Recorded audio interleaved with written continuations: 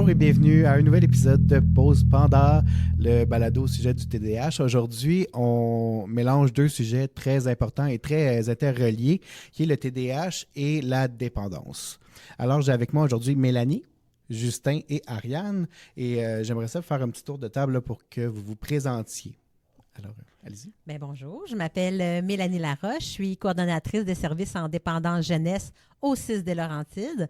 Donc, c'est des services publics qui s'offrent pour la clientèle des 12-25 ans qui présentent soit des comportements à risque ou encore des dépendances en lien avec les substances, la gestion des écrans ou des jeux d'argent et de hasard. Donc, en gros, là, ça fait 18 ans que je travaille dans le domaine des dépendances, principalement auprès des adolescents et des familles. Salut, moi c'est Justin Chichou, je suis intervenant en promotion de la santé et prévention des dépendances pour le programme LAX, qui est un nouvel organisme qui est un peu chapeauté par la Maison des jeunes de Saint-Eustache, qui est un programme global, donc vraiment 0-100 ans, où on va faire la prévention sur de la dépendance, mais aussi sur tout autre sujet, que ce soit sur la santé sexuelle, la communication, les bonnes habitudes de vie. Donc, c'est très, très en amont, très global, mais c'est super intéressant. Ça fait à peu près 1 an que je suis là, puis que c'est à peu près 1 an aussi que le programme il est déployé. Donc, ouais, voilà. Bonjour, moi c'est Ariane Pado, je suis coordonnatrice pour l'AXE, fait que même chose que Justin. Ça fait quelques années déjà que je suis en poste. Avant ça, j'ai été pour le même organisme dans les milieux scolaires. Fait qu'on faisait le programme de prévention des dépendances en milieu scolaire. On travaillait en étroite collaboration avec le CIS, justement, le CRD. C'est-tu encore CRD qu'on dit? Non, mais c'est correct ça, aussi. hein? Ouais, Okay. ouais. Fait que c'est ça, on faisait des ateliers, fait qu'on parle beaucoup de tout ce qui est substances, écran, jeux d'hasard d'argent aussi, mais on agit en amont. Fait que c'est vraiment les informations qu'on veut donner. On fait de la détection aussi. Fait qu'on essaie de repérer le plus tôt possible si une personne a des comportements à risque ou des habitudes, justement, un peu plus des signaux d'alarme, fait pour qu'on puisse le référer vers les bons services. Fait que c'est pas mal ça qu'on fait. Super. Puis pour peut-être essayer de concrétiser un peu, là, une journée sur le terrain, là, puis surtout à vous, ça ressemble à quoi? Comme c'est quoi votre journée? Vous faites quoi? C'est comme la question qui tue, parce qu'il n'y a pas une journée pareille. Surtout nous, dans notre programme où c'est un peu en construction encore aujourd'hui, on est vraiment déployé partout. Donc, on a des personnes qui sont dans les écoles secondaires présentement, comme quasiment à temps plein. Puis eux, ils ont leurs propres activités, leurs propres kiosques où moi, je peux aller les aider ou faire d'autres choses. On a aussi un programme en événements festifs, donc on peut aller à la Saint-Jean, vraiment être sur le terrain, faire la prévention, donner des condoms, par exemple, ou d'autres styles d'outils nécessaires. Ça peut être aussi l'animation dans les écoles, l'animation dans les classes, dans les camps de jour. Donc, c'est vraiment un peu partout éparpillé. Donc, quand on pose cette question-là, on aime dire qu'il n'y a pas vraiment une journée typique qu'on peut vraiment donner parce que ça change de journée en journée. Mais c'est super enrichissant parce que, justement, tu as plusieurs environnements avec plusieurs milieux qui... en fait, ça rend la job vraiment le fun et intéressante aussi, là, parce qu'il n'y a pas beaucoup de routines installées. Là. Fait que c'est quand même très cool. Ouais. Super. Puis, Ariane, ce que tu peux nous dire un peu, c'est à qui vous vous adressez? T'sais, qui peut venir vous voir? Un peu tout le monde. Okay. Mais tu sais, c'est sûr que nous, on ne va pas faire de la réadaptation. Fait qu'une personne qui se sentirait à l'aise, c'est d'appeler au 811 pour faire une demande de service pour pour arrêter ou diminuer sa consommation. Ils ne sont pas obligés de passer par nous. Ils peuvent passer directement par le 811. Mais tu sais, quelqu'un qui n'est pas trop sûr ou qui se pose des questions par rapport à la dépendance, bien, ils peuvent venir nous voir, puis nous, on a des infos, puis on va les chercher à des endroits fiables, parce qu'il y a beaucoup de fausses informations qui circulent ou des fausses croyances. Puis c'est ça, on n'est pas dans le jugement non plus. Fait que peu importe c'est quoi l'objectif de la personne, on va l'accompagner. Puis il n'y a pas de mauvaise porte d'entrée. Fait que si, exemple, les personnes nous contactent, puis finalement, c'est pas à nous de les aider, on va les accompagner vraiment vers le service, puis les accompagner le mieux possible. Là. Fait que c'est pas juste on te donne un numéro puis arrange-toi avec tes problèmes. Non, on va vraiment s'assurer que tu as accès à ça. Fait que c'est un peu tout le monde. Il n'y a pas de tranche d'âge particulière. Puis c'est pour ça que nous, on va dans les milieux. Fait que c'est sûr que si on nous croise, exemple, à Saint-Jean, venez nous voir, venez nous poser des questions. C'est gratuit. Fait que on est là pour ça. Donc, c'est tant la personne qui pourrait avoir des soupçons sur sa consommation que quelqu'un qui serait inquiet pour un ami. Est-ce que c'est les parents aussi? Les parents aussi, ça peut. Okay. Puis, tu sais, c'est sûr qu'on ne va pas accompagner pour mettre des stratégies en place, mais on peut diriger vers des ressources. Tu sais, des fois, c'est juste, je veux avoir de l'information, on peut les diriger, exemple, vers le site Pose ton écran. On peut leur donner des infos globales. Puis sinon, on peut les référer vers les services pour les parents, dans le fond, du centre de service du 6. Ça va être plus facile dans du 6. OK. Puis là, après ça, ces parents-là qui sont référés vers le 6, ils tombent un peu plus dans vos services à vous directement. Oui, c'est ça. OK. Donc, nous, en fait, on arrive lorsqu'une personne a exprimé une demande d'aide. Donc, c'est sûr qu'on va donner de l'information, tu sais, quand on va rencontrer la personne et tout ça. Mais souvent, quand il arrive dans nos services, il y a déjà eu des inquiétudes, des questionnements, des fois même des impacts ou des problèmes qui font en sorte que là, la personne, elle veut qu'on s'adresse à sa situation personnelle ou familiale. Donc, nous, notre routine, c'est plus qu'on va avoir des références, on va avoir des gens. Puis toutes les portes sont bonnes pour arriver dans les services en dépendance, puis même dans les services publics. On peut passer par un organisme partenaire, les milieux scolaires, tous les professionnels. Ça peut être aussi le 811. Ça peut être aussi directement d'interpeller un intervenant là, de mon équipe qui est présent dans un milieu pour X, Y raison. Puis à ce moment-là, nous, on va venir s'adresser, on va venir évaluer, puis s'adresser à la personne selon ses objectifs, puis qu'est-ce qui la préoccupe, elle. Donc, que ce soit autant les membres de l'entourage que le jeune. On fait aussi des services auprès des jeunes, dont un membre de l'entourage significatif va avoir une problématique de dépendance. Donc, dès que ça touche, en fait, les grandes dépendances comme les substances, les écrans ou les jeux d'argent et de hasard, bien, ça va arriver dans les services en dépendance. Puis, là, on va regarder dans le barème, on est à quel niveau de problématique? Est-ce qu'on est dans une problématique qu'on appelle plus un usage à risque? Donc, souvent, c'est les premiers événements. La personne a juste besoin un peu de venir se faire valider, venir renforcer des facteurs de protection pour reprendre des bonnes décisions, reprendre le contrôle et il va continuer son chemin. Ou on est vraiment dans une dynamique où là, il y a une dépendance qui s'est installée, où là, il faut qu'on aille vraiment dans un accompagnement là, plus spécialisé, qui est d'habitude un petit peu plus long. Mais qui nécessite aussi là, d'avoir un suivi plus moyen-long terme. Okay. Donc, on va venir personnaliser, super. En fait. Oui, super. Le concept de dépendance, là, on l'a déjà nommé plusieurs fois, puis on va le nommer encore plusieurs fois aujourd'hui. C'est quoi exactement une dépendance? Comment que ça marche? Si on peut le vulgariser un petit peu. Bien, c'est une grosse question quand même parce que la dépendance se présente de manière différente de personne en personne. Puis, dépendamment du comportement en tant que tel, ça peut aussi différer. Moi, la manière que j'aime le définir, la dépendance, c'est quand tu as un comportement qui prend beaucoup de place dans ta vie, puis tu prends tellement de place dans ta vie que ça va nuire à d'autres sphères de ta vie de manière négative. Puis, malgré ces conséquences-là, ils vont quand même devoir faire le comportement. Par exemple, je sais pas, quelqu'un qui a peut-être une dépendance aux écrans, ben il va peut-être passer beaucoup de temps sur les écrans avant de s'endormir, peut-être 2 heures, 3 heures dans le lit, puis ça va affecter son sommeil. Parce que ça affecte son sommeil, ça va avoir d'autres conséquences sur sa vie. Puis malgré le fait que cette personne-là sait que ce comportement-là a cet effet négatif sur sa vie, il est comme incapable de pas faire le comportement pareil. Dans cette optique-là, une dépendance, c'est vraiment comme un comportement qui a des effets négatifs, puis même si tu le sais que c'est des effets négatifs, t'es comme pas capable de l'arrêter. Comme un peu comme une perte de contrôle, finalement. Vraiment. C'est comme... Il y a une autre façon aussi, moi j'aime bien l'imager, parce que Justin, il a tout à fait raison, tu sais, dans la grande définition, mais comment j'aime l'imager, moi, c'est de dire un peu que c'est comme si chaque individu, on est devant une forêt, OK? Donc, une forêt vierge. Donc, quand on sait qu'on veut traverser une forêt pour se rendre du point A au point B, la première fois qu'on va traverser la forêt, on va avoir plein d'embûches. Hein? On va monter par-dessus une chouche, on va sauter par-dessus une rivière, on va ramper sous un rocher pour pouvoir arriver dans différentes stratégies à notre objectif. Lorsqu'on arrive dans le monde des dépendances, c'est comme si dans la forêt, on avait rentré un bulldozer qui nous amène en ligne droite du point A au point B. Donc, ce que ça fait, c'est que là, il y a comme un chemin qui est vraiment tracé, qui est rapide, qui est efficace pour partir de mon point A puis de me rendre à mon point B. Et ici, à chaque fois que je veux arriver à mon objectif, je prends tout le temps le même chemin. Là, je viens de créer une habitude qui fait en sorte que peu importe mon objectif, peu importe ce qui va se passer, je vais tout le temps prendre la même stratégie pour arriver à mon but. Et ça, c'est la dynamique en lien avec la dépendance. C'est le fait que peu importe ce qui arrive, j'ai une réussite, j'ai un échec, j'ai un événement à souligner, je vis un deuil, je me fais rejeter, je me fais accepter, je vais tout le temps aller vers le même comportement pour me rendre à l'objectif, en fait, qui est d'être dans le bien-être. Parce qu'il y a quelque chose de base qui est important de dire, c'est que l'être humain essaye toujours de fuir le mal-être.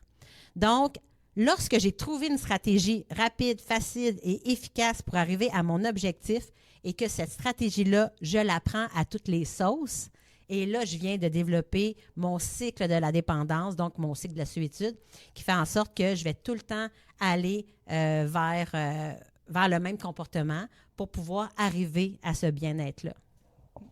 Ça me fait penser... Pardon. Ça me fait penser à un exemple aussi qu'on utilise, c'est quand même similaire, mais c'est un exemple qui est une montagne enneigée. Fait que c'est un obstacle, ça peut être positif comme négatif, mais on doit le surmonter. Bien, la première fois qu'on va escalader la montagne, il faut taper la neige. Fait que ça va être quand même complexe. Mais au final, tu vas y arriver, puis plus tu prends le même chemin, mais plus c'est facile. Fait que la prochaine fois, tu as un obstacle, est-ce que tu vas piler à côté pour te recréer un nouveau chemin qui va te prendre du temps?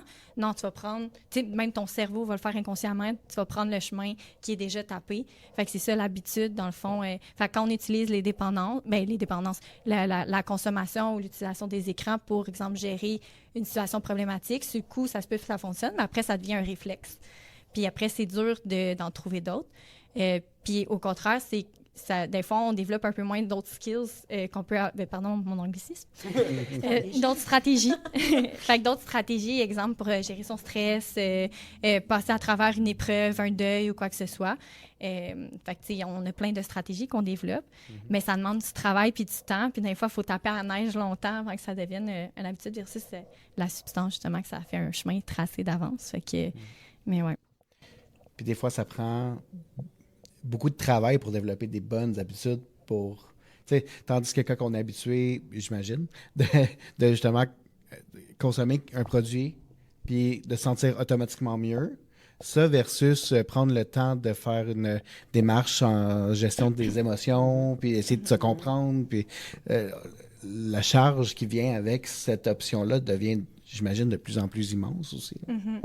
Ben, en effet, puis une chose que j'aime dire aussi pour vraiment expliquer comment c'est comme un peu traître ce genre de stratégie-là, c'est que l'être humain en général, puis le cerveau, il est très paresseux aussi dans le manière qu'il fonctionne. C'est comme on a dit, le cerveau veut tout le temps être dans le plaisir, puis ou dans le bien-être. Puis comment il va faire ça? C'est quand il va être dans une situation de mal-être, il va chercher la solution la plus rapide, la plus facile, qui lui demande le moins d'efforts. Puis, quand tout ce qui est substance, tout ce qui est comportement aussi que ça apporte du plaisir extrême ou vraiment, vraiment intense, ben c'est des stratégies qui sont très faciles. Comparativement à, par exemple, des stratégies, mettons, d'autocontrôle ou des stratégies de régulation émotionnelle, que ça demande beaucoup de travail. Ça demande beaucoup de travail personnel, beaucoup de travail sur les personnes autour de toi, qui sont tout à fait efficaces aussi, mais il faut que tu fasses le travail dessus. Puis ça, c'est pas le fun. C'est pas du travail qui est plaisant. C'est moins attrayant, tu sais. Puis surtout dans les contextes où tu as la substance, où tu as d'autres genres de consommation, ben en plus, tu as bien fait, tu as le bien-être, mais tu as aussi l'aspect plaisir, tu as aussi l'aspect d'autres positifs qui viennent avec, qui fait en sorte que tu as le goût d'aller faire ces stratégies-là encore plus.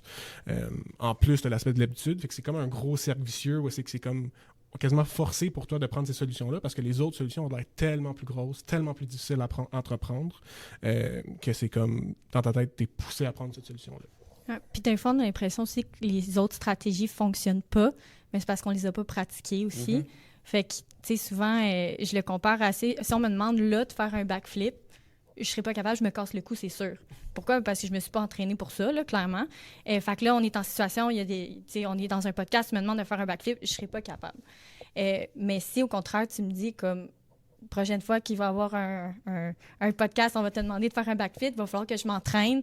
Mais tu sais, je vais prendre une étape à la fois pour apprendre à faire ce backflip-là qui est ma stratégie, dans le fond, le parallèle. Mais là, quand il va y avoir une situation où je vais avoir besoin de le faire, je vais être entraînée, puis ça va être plus facile de le faire versus si j'attends qu'on me demande sur le coup de faire cette stratégie-là, ça ne fonctionnera pas. Tu sais, la fameuse technique respire, il y a des techniques de respiration qui sont super efficaces, mais ça demande l'entraînement. Puis il ne faut pas nécessairement attendre la situation de crise pour l'essayer parce que ça se peut que ça ne fonctionne pas parce qu'on ne l'a pas pratiqué. Fait que c'est ça aussi qui est difficile de switcher de la dépendance, mais mettons la substance ou les écrans à des stratégies qui vont être efficaces sur le long terme. Bien, c'est ça. En fait, c'est l'arrivée de la gratification. Donc, tu sais, malheureusement, il n'y a rien de plus rapide, efficace et disponible que la substance ou notre écran qu'on traîne dans notre poche. Donc, tout de suite, je vais utiliser cette stratégie-là, puis dès mon premier usage ou quelques usages, ben, je vais tout de suite avoir une gratification qui va être des fois quelques secondes. Tu sais. Le temps d'une respiration, la substance s'en va là, dans mes poumons, dans mon système sanguin, battement de cœur, ça arrive au cerveau. Ah, OK, ça va bien.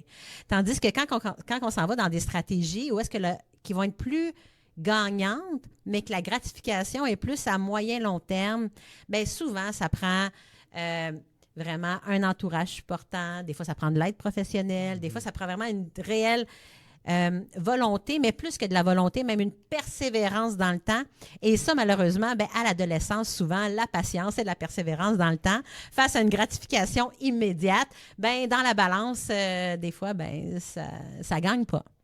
Oui, puis on le voit, je suis vraiment content qu'on parle de ça parce que on le voit beaucoup avec le TDAH. Aussi, le cerveau TDAH, comment il fonctionne, à quel point que c'est un cerveau, on a tout besoin d'aller chercher nos highs, là. Mais le cerveau TDAH, il s'accroche tellement à la dopamine, puis il aime tellement ça, puis il en a tellement de besoin. Puis ce qui explique souvent pourquoi que, on a des profils plus procrastinateurs, tout ça, ils sont à la recherche de sensations tout le temps. Puis, donc, ce cerveau-là, si on compare à un cerveau neurotypique, là, puis j'ai hâte qu'on en parle, là, puis, ça explique aussi pourquoi que c'est un thème qui est autant récurrent là, quand on rencontre les gens, les ados aussi, là, surtout les ados, mais même les adultes, justement, qui rapidement, ils vont cliquer « Ah oui, ben, si je me rends compte que ça, je le fais, puis je le fais beaucoup trop, parce que ça me fait du bien, puis ça me fait du bien rapidement. » Mais c'est important de dire quand même que le TDAH est un des facteurs de vulnérabilité qu'un humain peut avoir, qui peut l'amener à adhérer à une dépendance, mais c'est jamais une fatalité. Il ne faut pas qu'on vienne dire, par exemple, ou penser « Ah, mon enfant est TDAH, ah, mon Dieu, c'est sûr qu'il va avoir une problématique de dépendance. Ou « Moi, je suis TDAH, donc c'est sûr que si un jour, j'essaye telle expérience ou encore je m'en vais sur telle application, c'est sûr que je vais devenir accro. » Non, pas nécessairement. Mais chaque individu, évidemment, plus qu'il y a des facteurs de vulnérabilité. Donc, le TDAH en fait partie, mais il y en a évidemment plein d'autres. Il y a toutes les expériences, le rejet, le support de l'entourage, des fois aussi l'éducation, le milieu socio-économique, des fois aussi là, les comportements de dépendance qu'on a pu observer chez nos parents, les stress post-traumatiques, la violence, et là, j'en passe. Fait qu'il n'y a jamais qu'un facteur qui amène de dire... Fait il faut faire attention. Quand on dit, par exemple, aux jeunes, « Ah, ben là, c'est sûr que si tu essayes, tu vas être... » Non. En fait, il y a chez un même être humain, il y a autant de facteurs de vulnérabilité qu'il peut y avoir de facteurs de protection. Et il n'y a jamais quelqu'un qui est condamné à quelque chose. Donc ça, c'est important de le retenir. Oui, c'est rassurant pour les parents qui nous écoutent sans doute de savoir que les facteurs de protection pèsent aussi. Ce n'est pas juste, effectivement, on fait face au TDAH, donc c'est sûr que oui, effectivement, il y a peut-être un petit peu plus de risques, mais après ça, les facteurs de protection qui sont mis en place autour pèsent plus dans la balance aussi. Là. Oui, puis qu'est-ce qui est souvent intéressant avec les facteurs de protection, c'est qu'on a du contrôle dessus. C'est qu'on peut les mettre en place, on peut les organiser, on peut venir les solliciter pour en rajouter. Souvent, les facteurs de vulnérabilité, c'est des événements qui se sont passés ou encore des caractéristiques biologiques sur lesquelles on a très peu de pouvoir. Des fois, un peu la médication, des fois un peu aussi du travail là, avec un professionnel là, au niveau de la psychologie puis tout ça. Mais quand on parle là, de facteurs de protection, on parle de justement des adultes encadrant, bienveillant, être à l'écoute, avoir une bonne routine, montrer l'exemple, à faire du coping comme parent, montrer que, regarde, tu sais, moi aussi, j'utilise, par exemple, mon écran, mais quand on soupe ensemble, je le dépose parce que tu es important pour moi, s'intéresser à l'autre. Fait que tous ces facteurs-là, on peut les apprendre puis on peut les appliquer. Donc, les facteurs de protection peuvent vraiment rapidement, là, lorsqu'on décide de s'y mettre, comme on dit, on peut vraiment avoir du pouvoir dessus puis venir les accentuer versus les facteurs de vulnérabilité qui souvent sont là et qu'il faut comme faire avec. Puis ce qui est intéressant aussi, c'est sur notre expérience, mettons, terrain, où ce genre de conversation-là, il faut qu'on l'aille avec les personnes. Il faut qu'on aille une conversation pour exprimer leur facteur de vulnérabilité, c'est quoi, dans leur expérience, dans leur environnement. Mais il y a un gros travail aussi à notre part, à nous, de présenter puis d'identifier c'est quoi les facteurs de protection. Parce que dans une société, on a une société qui passe beaucoup de temps sur, mettons, les négatifs, sur ce qui est conséquences, qu'est-ce qui va amener vers le négatif, tandis qu'il y a moins d'accent à porter sur ce qui va protéger les autres, protéger les jeunes, protéger les personnes en situation d'itinérance, par exemple. Puis c'est vraiment dans notre travail de venir converser avec eux pour identifier c'est quoi leur facteur de protection. Souvent, quand ils ne sont pas au courant de ces facteurs de protection-là, c'est quoi leurs effets, ben c'est facile d'avoir une vision très pessimiste ou négative, ils ne sont pas plus sûrs. Puis ça, on le sait, là, une vision négative, pessimiste, ça va tout le temps être un très, très, très gros facteur de vulnérabilité. Donc, venir jouer sur cette perception-là aussi, ça peut vraiment amener un regain un peu d'énergie, de motivation qui peut être nécessaire aussi pour tous les genres de clientèle, pas juste les TDAH. En parlant aussi de facteurs de protection, nous, notre rôle, c'est en promotion de la santé, prévention des dépendances. Fait on vient travailler là-dessus. Au primaire, c'est pas au primaire qu'on va parler, exemple, de vapotage ou de substances, mais au contraire, on a beaucoup d'ateliers que c'est développer ma capacité à communiquer avec les autres. Si je vis une émotion désagréable, comment je la gère, comment je l'identifie, mon estime de moi aussi. Fait que ça aussi, c'est important. L'influence des autres, comment je résiste à cette influence-là. Fait que ça, c'est tous des facteurs de protection qu'on développe le plus tôt possible, c'est mieux. Fait qu'il y a tout ce volet-là aussi qui est important, puis qu'il n'y a pas juste dans les écoles non plus, qu'on l'apprend. Les parents aussi ont un rôle là-dedans super important. Fait que vive les facteurs de protection. Bien, ça me fait penser aussi, tu sais, l'information, puis de l'information, juste aborder des sujets. Tu sais, il y a un adage qui dit savoir, c'est pouvoir. Donc, si on amène la personne à prendre en considération ses forces, si on lui donne des bonnes informations, si on l'amène à comprendre qu'il y a des façons de communiquer, il y a des façons de gérer les conflits, il y a des façons de nommer ses limites, il y a des façons de nommer ses besoins, juste de donner de l'enseignement, puis de l'information, puis d'accompagner la personne ou le groupe de jeunes ou la classe à mettre en pratique ces informations-là, bien déjà, tu as un terrain fertile pour qu'après ça, il pourrait arriver des embûches, mais la base de la connaissance, elle est là. Et ça, c'est probablement un des plus grands facteurs de protection qu'on a. C'est tout ce qui est prévention, promotion de la santé, du mieux-être. Puis ça fait vraiment beaucoup, beaucoup d'ouvrage. Je reviens un peu sur le concept des dépendances. Là, on a parlé de c'était quoi une dépendance. Maintenant, c'est à quoi que les jeunes sont dépendants? Est-ce qu'il y a quelque chose peut-être qu'en tant que parent, on ne se méfierait pas ou qu'on banalise? Bien, je pense que d'abord, il faut juste remettre quelque chose sur un spectre. Dans le sens que un jeune ou même un adulte, un humain, qui fait usage de substances ou encore, parce qu'on a parlé là, de substances, d'écran, mais il y a deux grandes catégories aux dépendances. Il y a les dépendances avec substances, donc tout ce qui est les substances psychoactives, là, cannabis, l'alcool, la médication, la cocaïne, bon, la MDMA et tout ça. Donc, ça, c'est des substances que quand on les ingère, en fait, là, ça modifie la façon dont les neurones dans notre cerveau fonctionnent. Donc, c'est psychoactif, donc ça fait une activation. Et il y a toutes les dépendances qu'on appelle sans substance. Donc là, on en a une panoplie. Là. Il y a évidemment, tout ce qui est la gestion des écrans, les réseaux sociaux, les jeux vidéo. Il y a les jeux d'argent et de hasard, mais il y a tout plein d'autres dépendances. Les achats compulsifs, la dépendance affective, la dépendance à la sexualité, etc. Donc, c'est tous des comportements pour lesquels on peut développer une dépendance, même si ça n'a pas la substance, un effet dans notre cerveau, mais c'est que le comportement va amener notre cerveau à s'activer d'une certaine façon. Cela étant dit, aussi, il faut penser qu'une personne n'est pas soit dépendante, soit pas dépendante.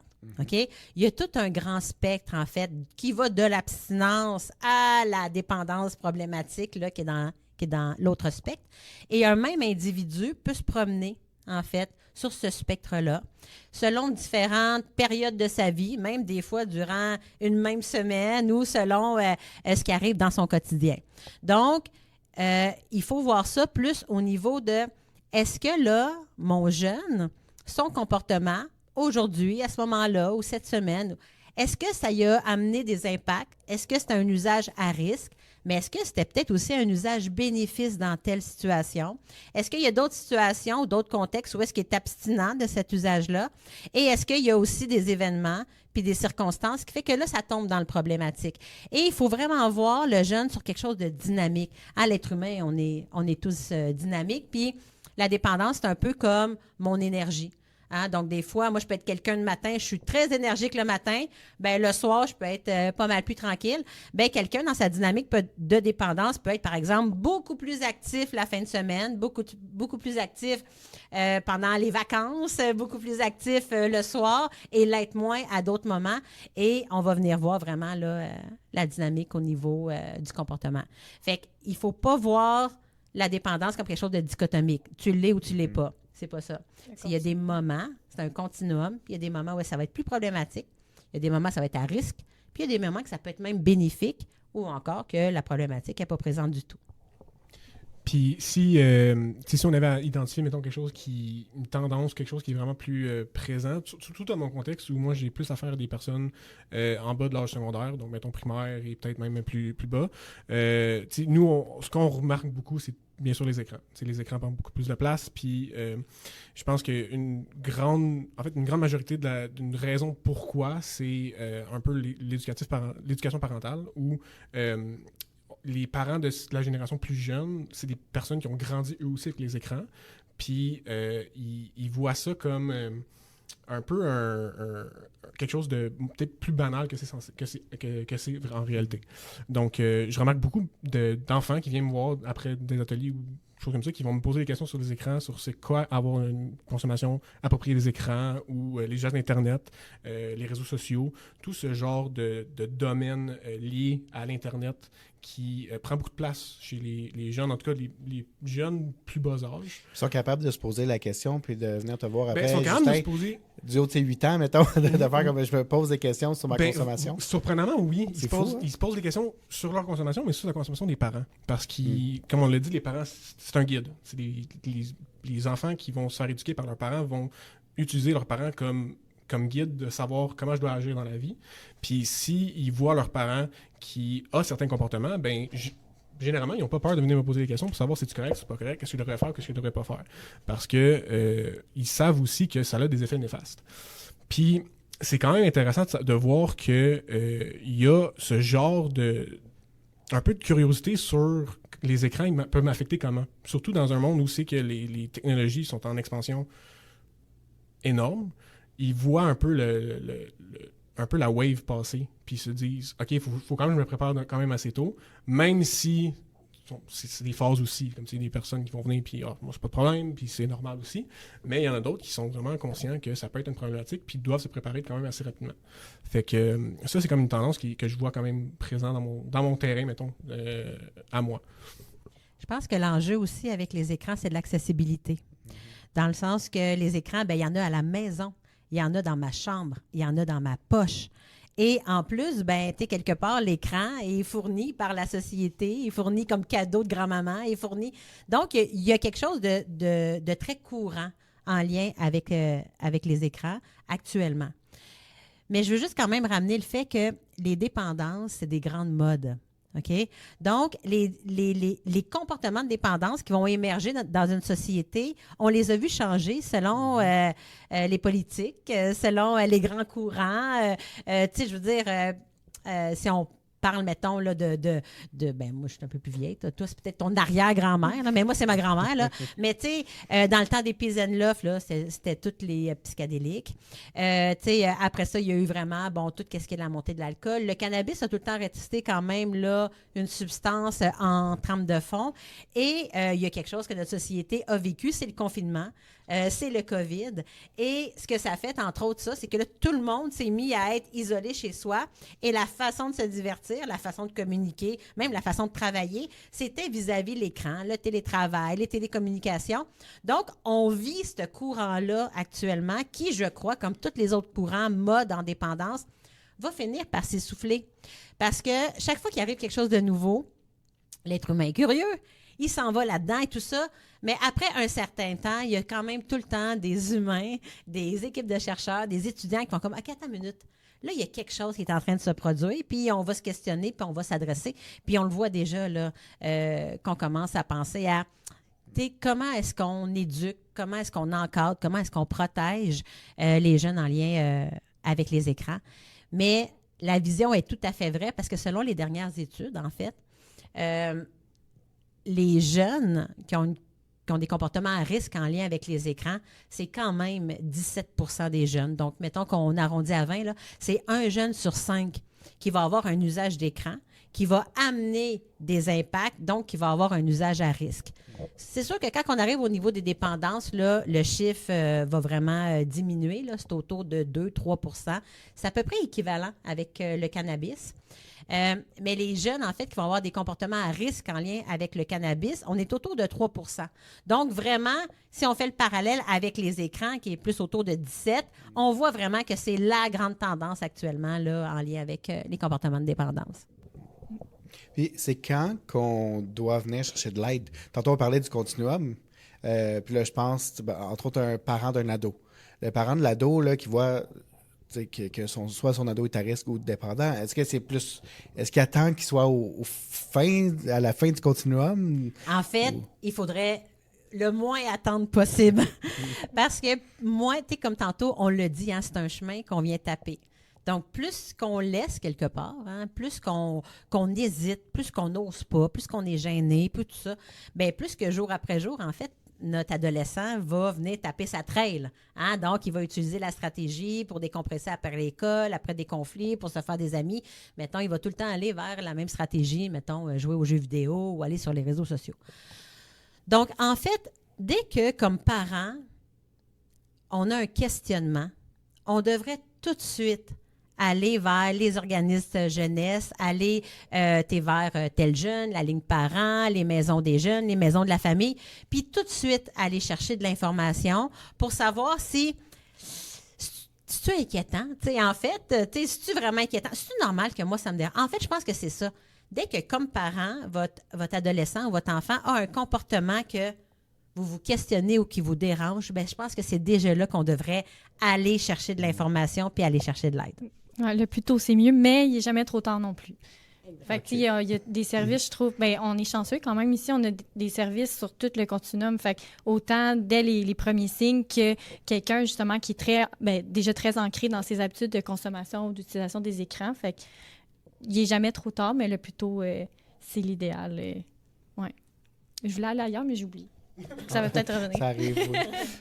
Okay, super. Puis, je vais revenir un peu sur le sujet du TDAH en lien avec les dépendances, parce qu'on le voit, même au point de vue statistique aussi, qu'il y a plus de chances de développer une dépendance aux écrans ou aux substances. Vous, comment que vous le vivez sur le terrain, justement? Est-ce que vous voyez une prédominance des gens qui viennent chercher de l'aide, qui vivent avec le TDAH? Ben, c'est quand même quelque chose d'intéressant parce que, justement, Ariane, on en parlait avant de venir ici. Le TDAH, c'est quand même... Il y a un statut spécial dans la société où il y a quand même une bonne population qui a le TDAH ou qui ont certains traits. Puis, c'est une clientèle qu'on voit un peu dans nos contextes ou dans nos parcs, dans nos écoles primaires, les écoles secondaires, où il y a des personnes avec des TDAH médicamentées, diagnostiquées ou non. Ça, on peut en parler d'autre part. Mais c'est une réalité qu'on vit. Mais étrangement, c'est pas une réalité qui va venir affecter notre manière d'intervenir. C'est pas une réalité qui va venir changer la manière qu'on va discuter avec la personne ou la manière qu'on va peut-être communiquer avec son entourage parce que le profil dépendant ou le profil avec une consommation à risque est à la base similaire un peu au TDAH, où il y a besoin d'une certaine stimulation, il y a besoin d'une motivation plus grande, qui est toutes des réalités qu'une personne avec le TDAH va vivre à tous les jours. Donc, les seules modifications qu'on va peut-être faire dans notre milieu de tous les jours, c'est vraiment plus prendre en considération que, je sais pas, les rencontres doivent être un petit peu plus petites, doivent être un petit peu moins longues. Peut-être assurer que les rendez-vous sont peut-être moins espacés dans le temps pour assurer que la personne est plus encadrée, a plus accès à une motivation externe pour l'amener à venir à son terme. Mais dans la manière d'intervenir en tant que tel ou sur le terrain, étonnamment, ça change pas tant parce que aussi, notre intervention est vraiment basée sur la personne en tant que telle. Donc, on va venir parler à la personne, puis c'est un peu elle qui dirige la manière qu'elle va vouloir faire son suivi. Si la personne, elle se sent une journée moins ouverte, moins motivée, ça lui tente moins, on va faire notre rôle de un peu le guider vers des bonnes stratégies ou les bonnes manières, mais si la personne n'est pas motivée aujourd'hui, c'est parfait, on va te prendre demain matin si t'es correct, si tu veux, ou appelle-nous, parce que le rôle non plus, c'est pas de forcer la personne, parce que ça va juste la démotiver encore plus. Donc, c'est étrange comme réponse, mais le TDAH affecte pas tant la manière qu'on va intervenir sur le terrain.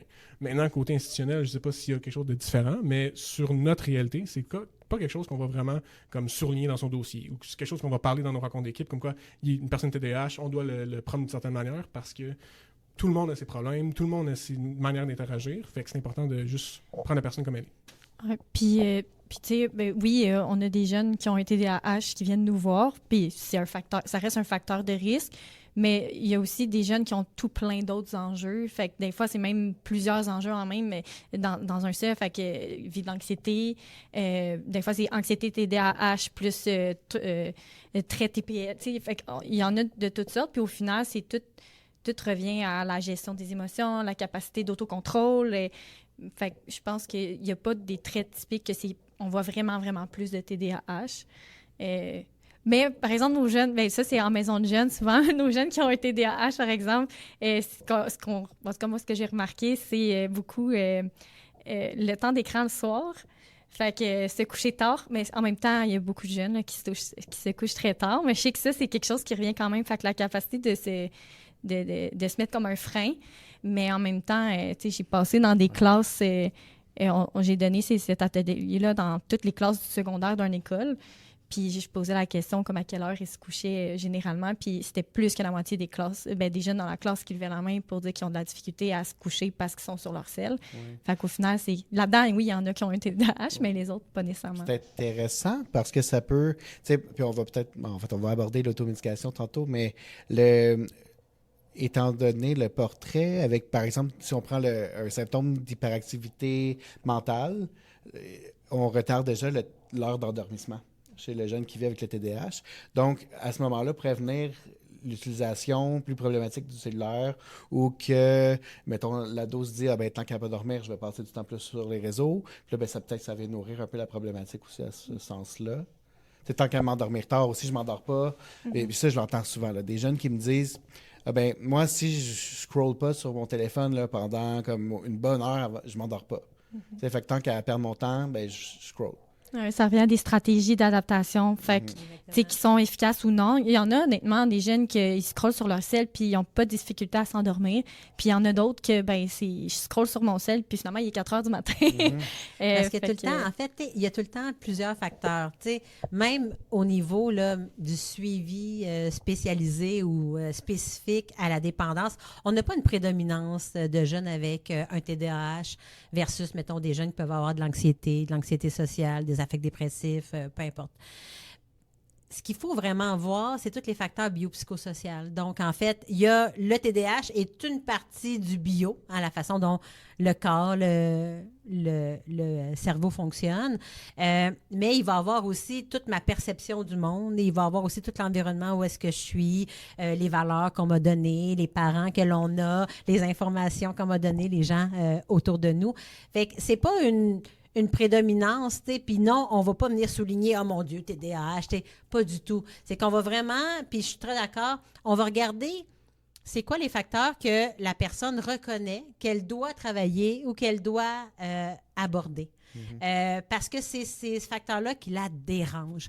Tu sais, effectivement, s'il y a un jeune, il dit « Moi, il faut que j'écoute une série, puis il faut que je m'endors devant l'écran. C'est la seule façon pour moi là, de venir un peu décampé et tout ça. » Est-ce que c'est un problème pour toi? Ben non, parce que le matin, je suis capable de me lever. OK, donc on le sait que dans les meilleures stratégies d'habitude de vie, c'est pas gagnant de façon générale, mettons, de s'endormir devant un écran, mais ça peut être une bonne stratégie bénéfique pour cet individu-là. Fait que c'est là aussi que c'est important de... Tu sais, on a les grandes habitudes de vie, là, les grands discours et tout ça, qu'on essaye tous le plus possible d'adhérer, de mettre dans notre vie, faire du sport, s'hydrater, Mais des fois, il y a des événements que... Tu sais, chaque personne est le spécialiste de sa situation. Donc, on ne peut pas juste appliquer les grands discours de bonnes habitudes de vie pareil à tout le monde parce que tout le monde n'est pas pareil à l'autre. Donc, c'est là qu'il faut vraiment venir accompagner selon ce que la personne veut aborder, c'est quoi ses questions, c'est quoi qui l'inquiète. Puis des fois, ce qui nous inquiète comme professionnels, c'est pas qu'est-ce qui dérange puis qu'est-ce qui inquiète le parent ou le jeune. Fait que c'est surtout très important d'être à l'écoute. Surtout parce que, tu sais, on est d'accord que chaque personne est unique. Chaque personne a son lot de problèmes, son lot de difficultés, mais aussi son lot de facteurs de protection. Mais ça change aussi pour les parents. Dans le sens que les parents ils ont peut-être des standards qui sont différents de la société ou différents des autres parents autour d'eux. Puis on se cachera pas que les parents ils ont une certaine pression aussi d'être le meilleur parent qu'ils peuvent, le parent parfait par exemple. Mais ça n'existe pas un parent parfait, ça n'existe pas. Puis malgré qu'on veut le mieux pour nos enfants, malgré qu'on veut le mieux pour nos adolescents, le meilleure stratégie, c'est pas d'essayer d'être le plus parfait, mais d'essayer d'encourager son enfant à se développer d'une manière efficace pour lui. T'sais, prendre conscience que oui, c'est ton enfant, puis tu veux son meilleur pour lui, mais ça se peut que ses standards à lui sont différents. Ça veut pas dire que tu plies à tout ce qu'il veut, tu plies à tout ce qu'il veut pas, mais ça veut peut-être dire aussi de l'écouter, puis de prendre en considération ses désirs, ses besoins à lui, pour peut-être toi aussi changer ta perception, pour voir, OK, mais c'est peut-être pas un si grand problème que ça. Peut-être que moi, j'ai peut-être un travail à faire aussi, puis peut-être que les autres, ils ont peut-être un travail à faire aussi, puis c'est correct si eux, ils ont pas les mêmes standards que moi. C'est correct aussi que mon enfant, il y a certains comportements qui sont différents. Puis si ça marche pour lui, s'il n'y a pas de conséquences néfastes dans d'autres sphères de sa vie, c'est peut-être correct aussi de le laisser comme ça. Je reviens un peu sur le concept d'automédication, parce que c'est quelque chose qu'on croise souvent là, chez les gens qui viennent nous voir, encore une fois, tant les ados que les plus vieux. Un petit peu, puis si on parle des 3 symptômes, il y a comme des automédications problématiques qui peuvent développer pour combler.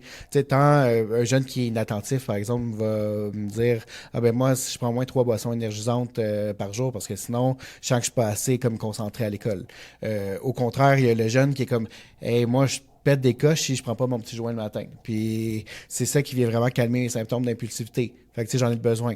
Même chose pour le jeune qui serait hyperactif, par exemple. Comment que vous abordez ça? C'est justement quand le jeune vient combler des symptômes, des lacunes aussi qu'on pourrait dire, avec de l'automédication de cette façon-là. Moi, la première chose, je pense qu'il faut faire dans ces situations-là, c'est venir normaliser. OK? Donc, lorsqu'on arrive dans un usage qui est bénéfique, donc là, l'usager, le jeune ou l'adulte dit « j'ai besoin de ça pour pouvoir fonctionner et répondre. » Puis dans le spectre de l'usage, là, on a l'abstinence, puis tout de suite après, on a le bénéfique. OK? Et là, je ne parle pas de si-tu légal, pas légal et tout ça, là, tu sais. Je parle avec l'individu qui est devant nous. 80% des gens qui vont développer une dépendance, ils vont le faire parce que, justement, ils sont dans l'automédication, parce qu'ils n'ont pas trouvé, à un moment donné de leur vie, d'autres stratégies pour répondre à ce besoin-là. Tu ne peux pas t'épanouir dans la vie, avoir un travail, être un bon chum, être une bonne blonde, si tu pètes ta coche à chaque 2 minutes. OK? Donc, cet individu-là va dire, moi, je fume mon joint le matin, ça baisse mon impulsivité. Comme ça, après ça, je peux faire ma journée, je peux tolérer tout le monde, les enfants, ma chum, mes collègues, et tout va bien. Donc là, on est dans un usage qu'on appelle bénéfique de l'automédication. À ce moment-là, ça ne sert à rien de blâmer. Ça ne sert à rien de dire, ben là, coudon, à quoi tu penses? Là, tu vas être un fumeux de pote toute ta vie. Ça ne sert à rien de faire ça. Ce qu'il faut faire, c'est, OK, mais est-ce que dans cet usage-là, il y a quelque chose qui te dérange? Ah, ben l'odeur, ça me dérange. Le fait qu'il faut encore que j'aille trouver un pocheur. Le fait de si.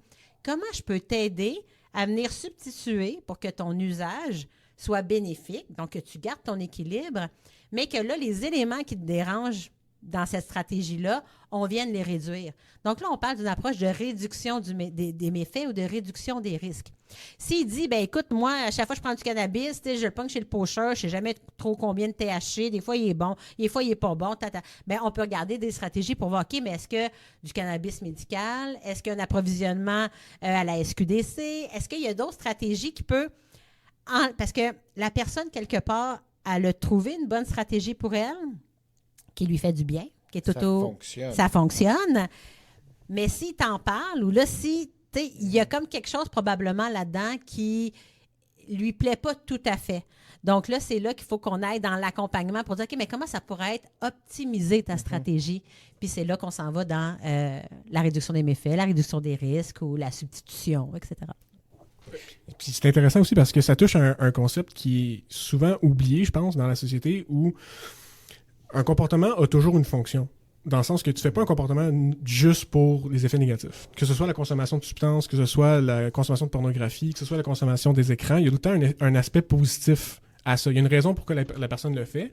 Puis, il y avait comme une manière de penser dans le passé où c'est que c'était vraiment démoniser tout le comportement où c'est qu'il y a juste des effets néfastes. Par exemple, la consommation, tu démonises, il faut que tu arrêtes à l'abstinence zéro, puis je pense que c'est un moment dans la société où on commence à réaliser que ce standard-là, il est vraiment inatteignable. C'est un comportement, la consommation, qui existe depuis l'humain. On consomme depuis toujours, ça a toujours eu des effets bénéfices. Donc, vraiment, juste mettre en dessous du tapis qu'il n'y a pas d'effet bénéfice à la consommation, ça aide personne. Vraiment, y aller avec l'information véridique comme quoi que, OK, ce comportement-là, il sert à quoi? Pourquoi tu le fais? Tu réalises que, OK, ce comportement-là, il y a cette fonction-là. Parfait. S'il y a quelque chose qui te dérange ce comportement-là, comment on va faire pour le modifier? Puis si tu veux arrêter ce comportement-là spécifique, mais quand même avoir les effets positifs, comment on peut substituer ce comportement-là par un autre qui réagit puis qui fait la même fonction. C'est un autre processus où la personne décide, elle, ce qu'elle veut changer. Puis tout ça, ça aide la personne à juste avoir une motivation plus grande puis un désir de vraiment changer son comportement. S'il n'y a pas de perception de négatif sur son comportement, puis il n'y a pas d'effet néfaste sur la vie des autres ou de lui, il n'y a pas grand raison de changer. C'est sûr que là, ça change de personne en personne, d'individu en individu, mais c'est pour ça que le suivi doit être individualisé. Pour ça qu'on doit vraiment prendre le temps de comprendre pourquoi un comportement est là, puis pourquoi il continue d'être présent.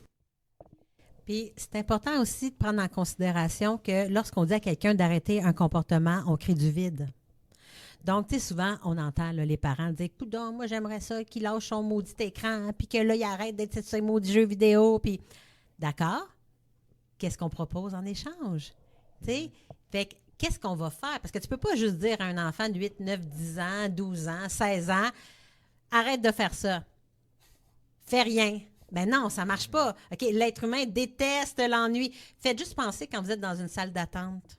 Hein? Chaque minute a l'air d'une heure. Automatiquement, on va venir trouver une façon de se désennuyer. Hein? Moi, quand j'étais jeune, il n'y avait pas... Mon Dieu, ça ne me rajeunit pas, mais j'avais pas de cellulaire. Je pouvais compter les carreaux de céramique dans la salle d'attente là, parce que le cerveau ne fait jamais vraiment rien.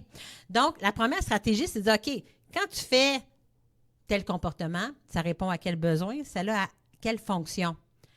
Est-ce qu'il y a d'autres comportements que je pourrais t'accompagner à faire ou qu'on pourrait mettre en place qui répondraient aux mêmes besoins et aux mêmes fonctions? Puis si oui, ça te tente-tu d'essayer avec moi? Donc, vous avez parlé quelquefois de substitution.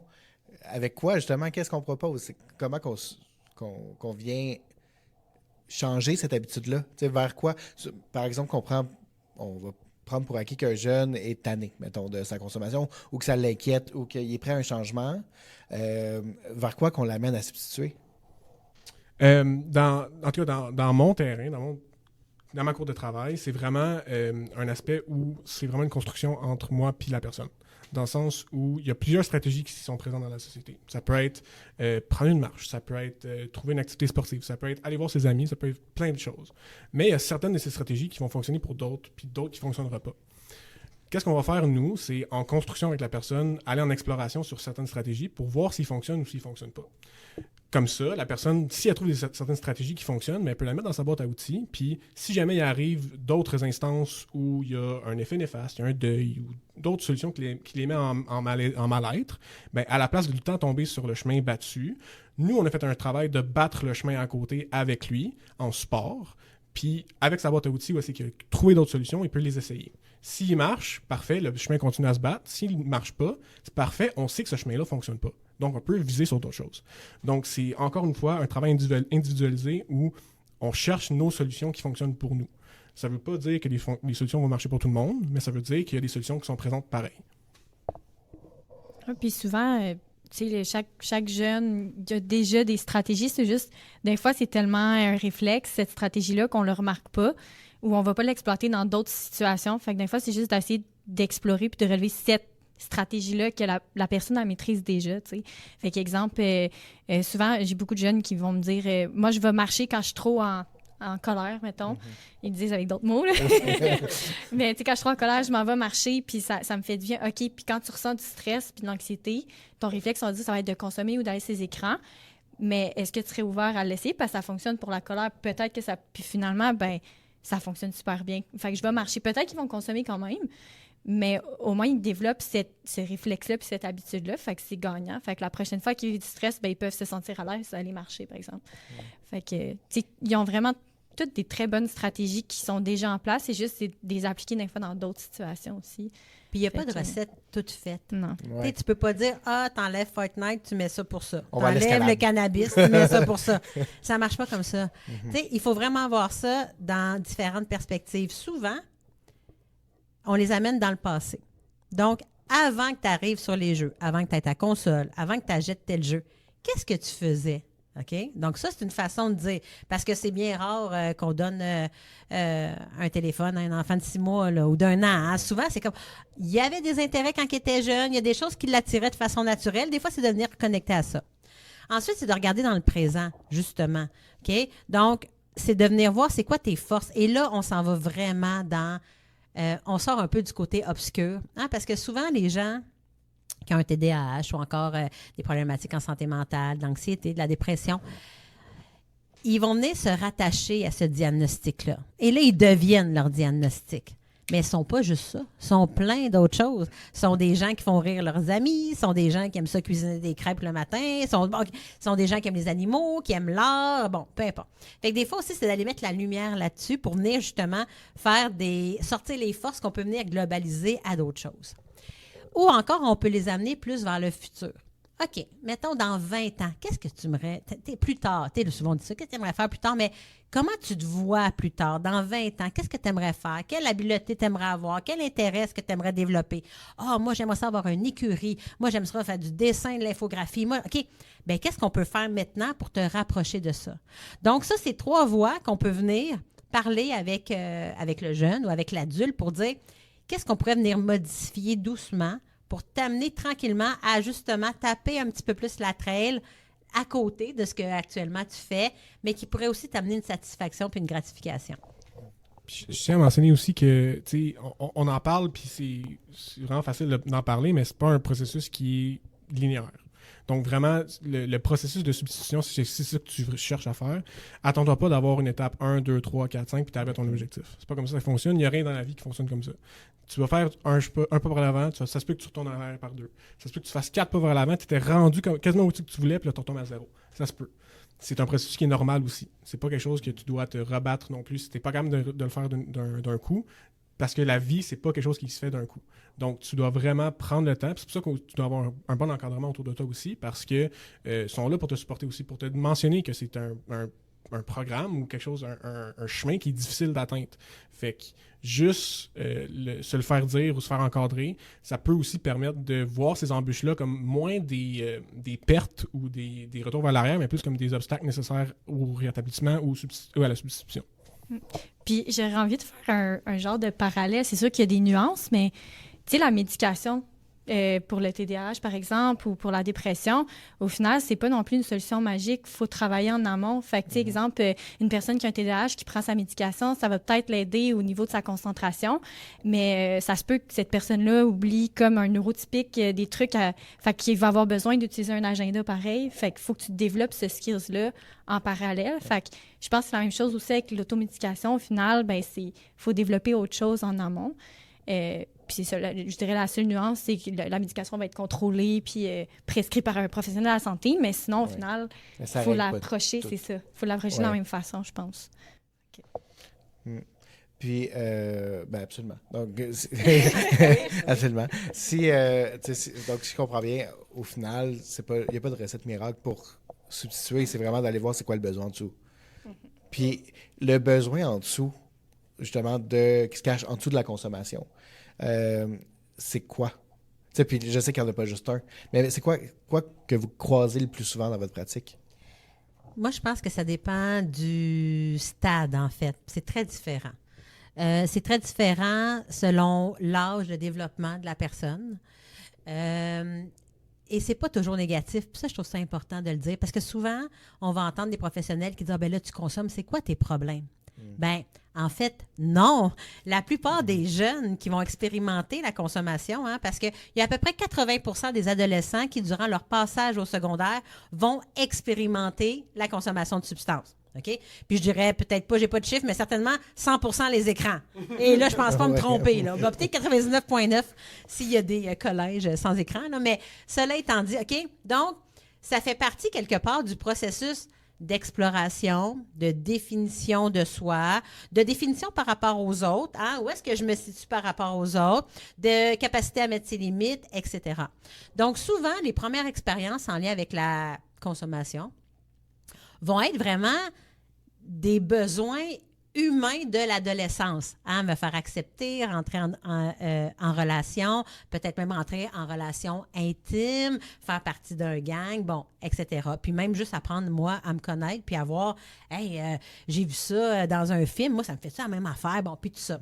En fait, c'est des besoins qui sont à la base très, même sains, de venir essayer des nouvelles expériences pour savoir si ça nous convient ou pas.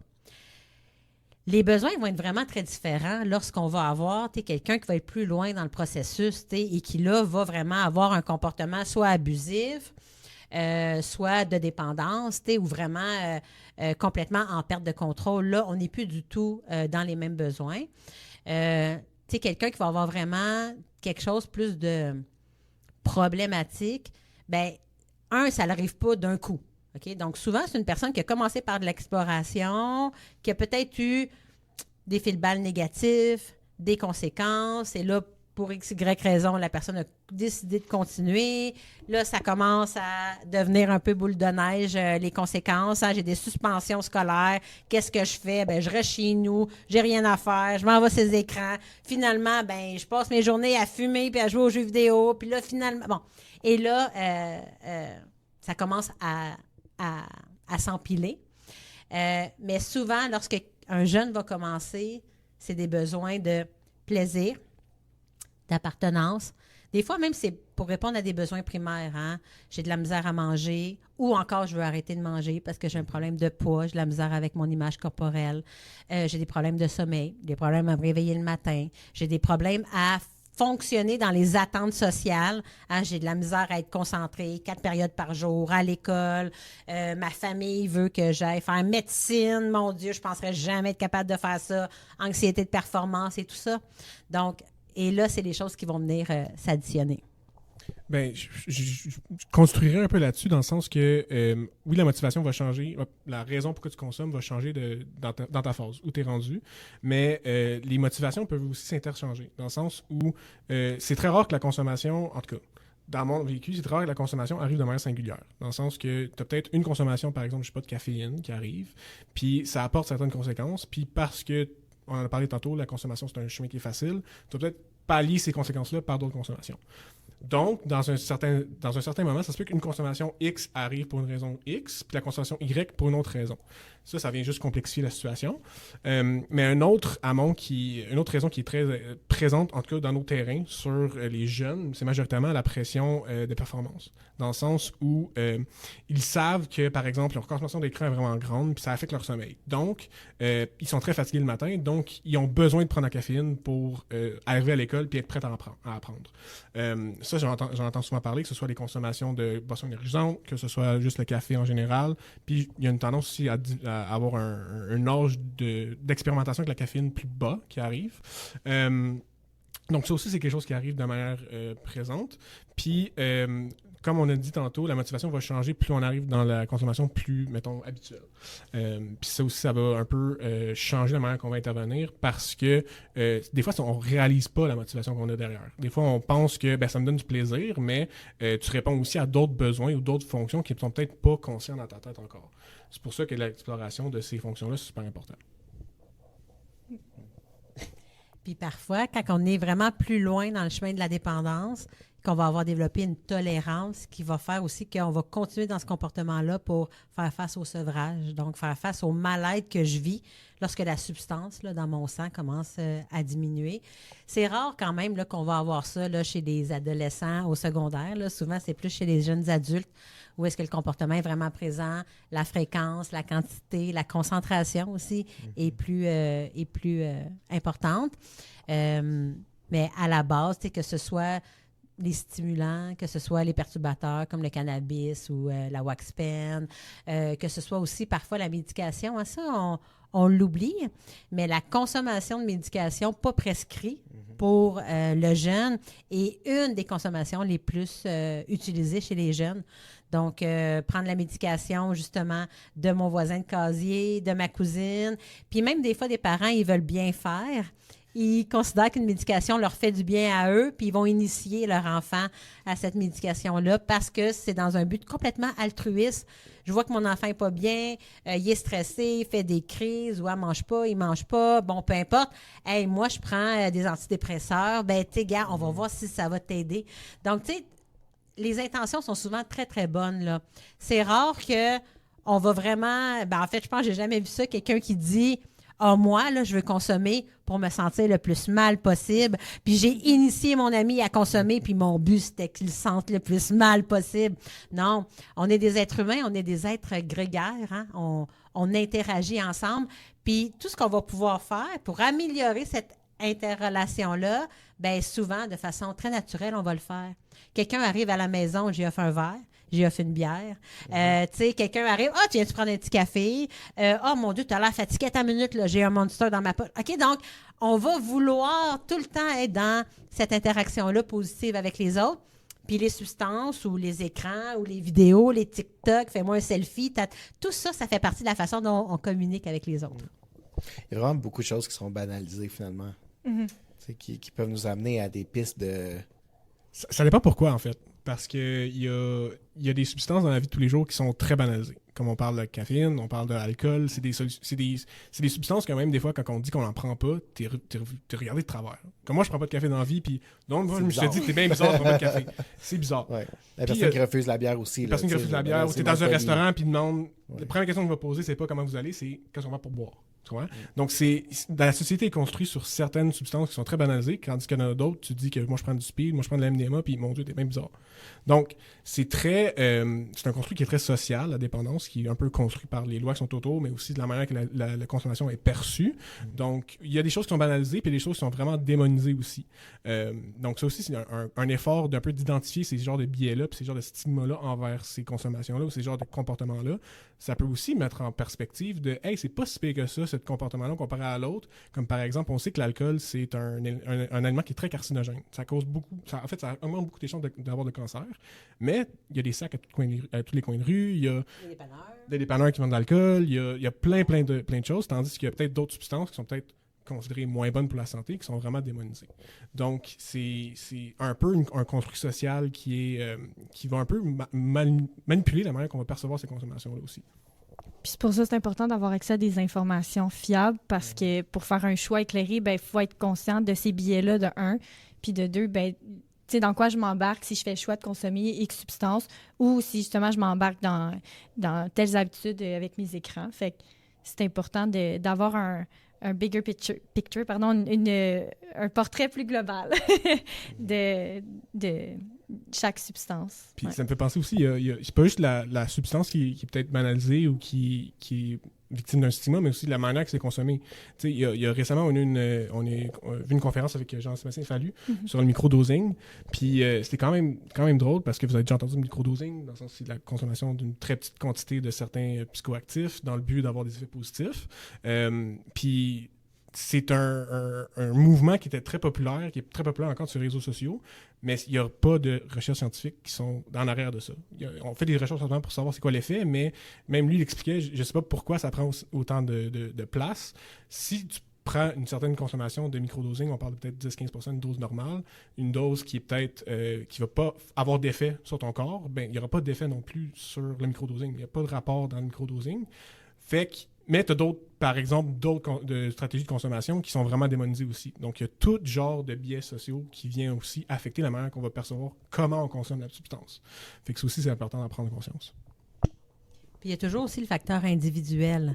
Hein? Donc, on l'a vu, entre autres, dans les nouvelles, là, de combiner une médication pour le TDAH avec les boissons énergisantes. On a eu un décès. Est-ce que cette information-là a fait en sorte que le lendemain matin, il n'y en avait plus de boissons énergisantes dans la société? Ben non. Je suis allée au dépanneur, puis il y en a toujours, OK? Donc, c'est là que c'est important d'avoir aussi de l'information, mais que chaque individu puisse savoir, moi, en quoi ça a un impact sur moi par rapport à mon vécu à moi. Et c'est là qu'il peut prendre des choix éclairés, parce qu'on ne peut pas se baser justement sur les lois ou encore sur la prédominance d'une substance dans une société pour considérer qu'elle est bonne ou pas bonne. Puis l'alcool, c'est vraiment le meilleur des exemples. Là. Ben oui. L'alcool, c'est une des substances qui cause les plus grandes dépendances physiques, psychologiques, qui amène une récurrence aussi dans le comportement très important. Puis pourtant, c'est celle qu'on retrouve le plus dans notre société. Puis je suis d'accord, puis je pense que c'est important aussi. Tu sais, des fois, sur nos plaques de voiture, c'est marqué « Je me souviens », mais je trouve qu'au Québec, des fois, on ne se souvient pas beaucoup de choses. Parce que je fais juste penser, moi, entre autres, à la cigarette. Ah, la cigarette, là, on l'a vu avoir toutes les statuts. Hein? Moi, mon père me disait que quand il était au cégep, il fumait en classe, puis il y avait des cendriers là, sur les bureaux. Là. Bon, je ne le croyais pas. Quand je suis allée au cégep, j'ai vu les trous. Je dis, mon Dieu, c'était les cendriers qui étaient là. OK? Après ça, il y a vraiment eu, hein, tout le monde fume un peu partout, pas de problème, au restaurant. Après ça, hein, il y a eu comme des cages. Donc là, hein, on commençait à dire... Ça a peut-être des effets néfastes sur les autres, mais si tu décides de le faire, on va quand même te mettre à une place. Ah, fait que là, il y a eu les fumoirs. Oh mon Dieu, c'était terrible. Okay? Après ça, c'était comme non. Là, vous allez aller dehors. OK? Donc là, on vient dans un autre courant social. Là, c'est comme si tu fumes à moins que 9 mètres. Ah, wow, tueur en série, OK? Donc là, c'est vraiment... Et maintenant, c'est même rendu illégal de fumer dans une voiture où on retrouve des mineurs. Donc là, on voit vraiment tout le courant de la mentalité qui a vraiment rapidement venu changer le comportement selon le courant social, selon les lois qu'on a mis, tout ça, par rapport à une substance qui, au début, on va se le dire, là, était ultra banalisée. Là. Donc, c'est très... C'est très culturel, l'approche qu'on a face aux substances. Je ferais même un petit parallèle, mais on parlait des dépendances plus comportementales, mais le travail, il y a des questions, justement, qu'on pose des signaux d'alarme, que peut-être que mes habitudes sont problématiques, mais des fois, de remplacer la substance par mes habitudes au travail, il y en a beaucoup que ça peut être problématique. Justement, je fais de moins en moins d'activités pour moi parce que je passe de plus en plus de temps au travail. J'ai des conflits familiaux parce que je passe de plus en plus de temps au travail où ça prend trop de place. J'ai de la difficulté à dormir le soir. Fait que, au final, je trouve que c'est un beau parallèle de montrer à quel point, notre société, on est axé sur le travail, mais c'est pas démoniser non plus le travail. Fait qu'au final, c'est valorisé. C'est ça, exactement. Fait que je trouvais ça intéressant de faire ce parallèle-là. Il faut faire attention de ne pas démoniser les dépendances non plus ou quelque chose en particulier. Au final, tout est une question d'équilibre aussi. Ben aussi, puis ça démontre aussi que les dépendances, on parle de dépendance aux substances, mais les dépendances peuvent prendre plusieurs formes. Tu peux avoir de la dépendance, comme on parlait, alimentaire, tu peux avoir des dépendances sur l'activité physique, tu peux avoir des dépendances sur plein d'autres substances ou plein d'autres comportements. Puis ils vont agir un peu de la même manière que les dépendances avec les substances. C'est juste que parce qu'ils ont plus une vision productive, ils ont plus une vision axée sur la santé, ils ont plus une vision axée plus positive, puis on va plus le banaliser, puis même le valoriser.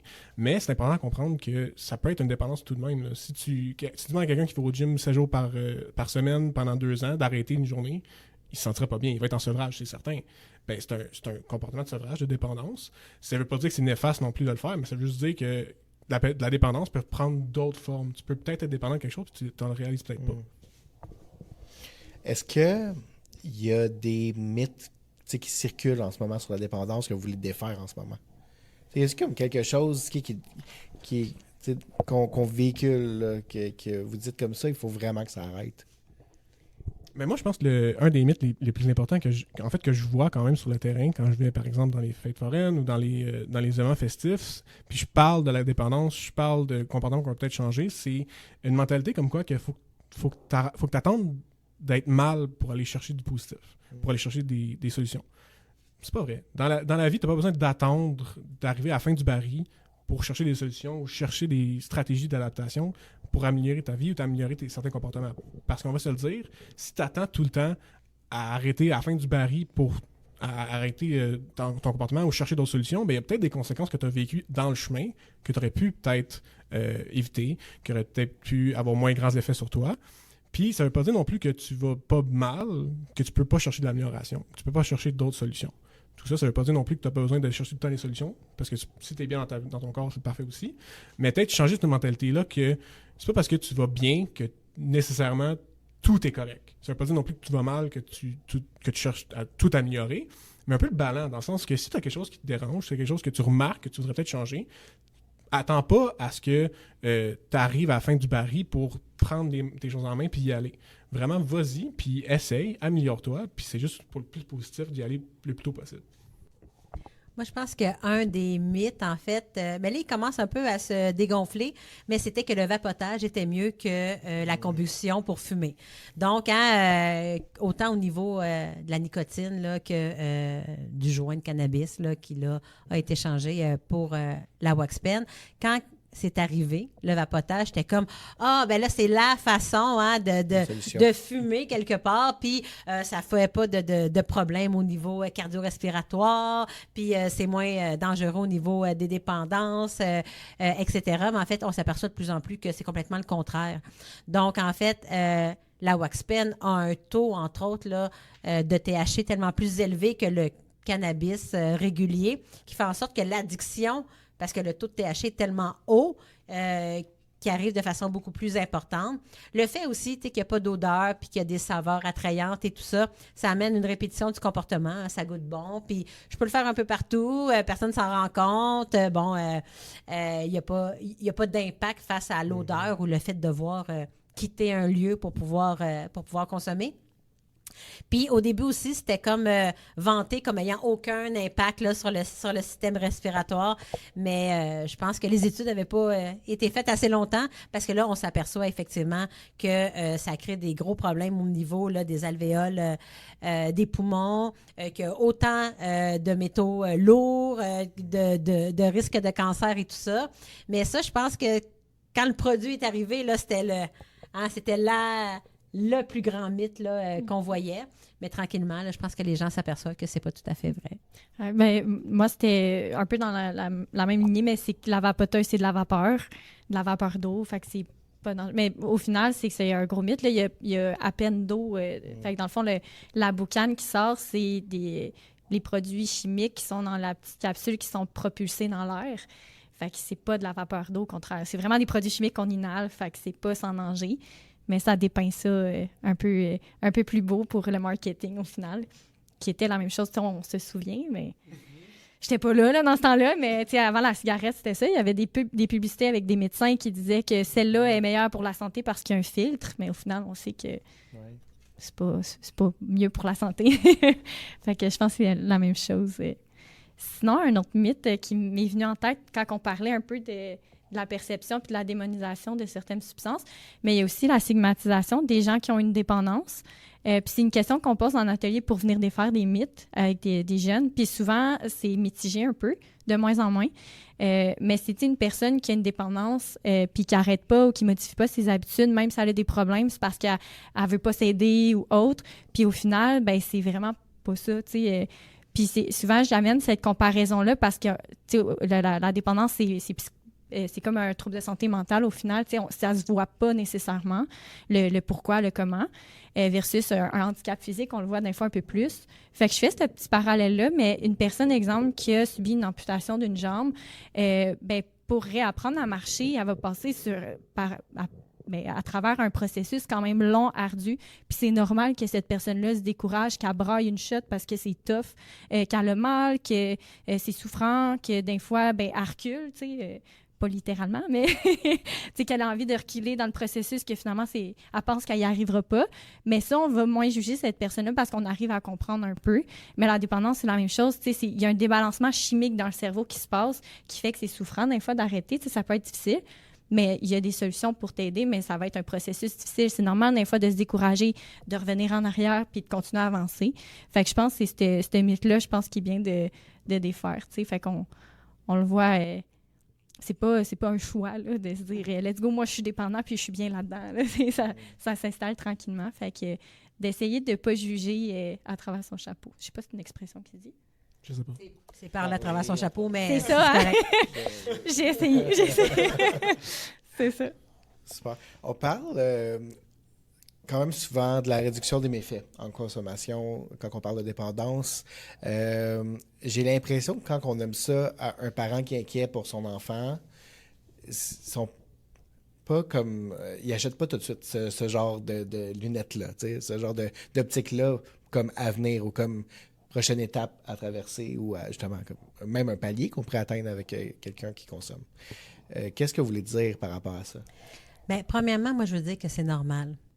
C'est normal de ne pas acheter tout de suite comme parent parce qu'il y a un processus aussi que le parent doit faire. C'est un peu le deuil de l'idéal ou le deuil de ce qu'il aurait voulu que son enfant vive ou ne vive pas. Donc, autant qu'il faut qu'on accompagne le jeune dans avoir des informations, prendre des décisions, regarder comment ça répond à ses besoins, regarder comment il peut répondre autrement. Depuis tantôt, là, on explique vraiment des processus, mais ces processus-là prennent du temps. Il ne faut pas non plus oublier le parent. Le parent, des fois, qui aurait voulu que son enfant ne vive pas ce que lui a vécu, que sa vie soit plus facile.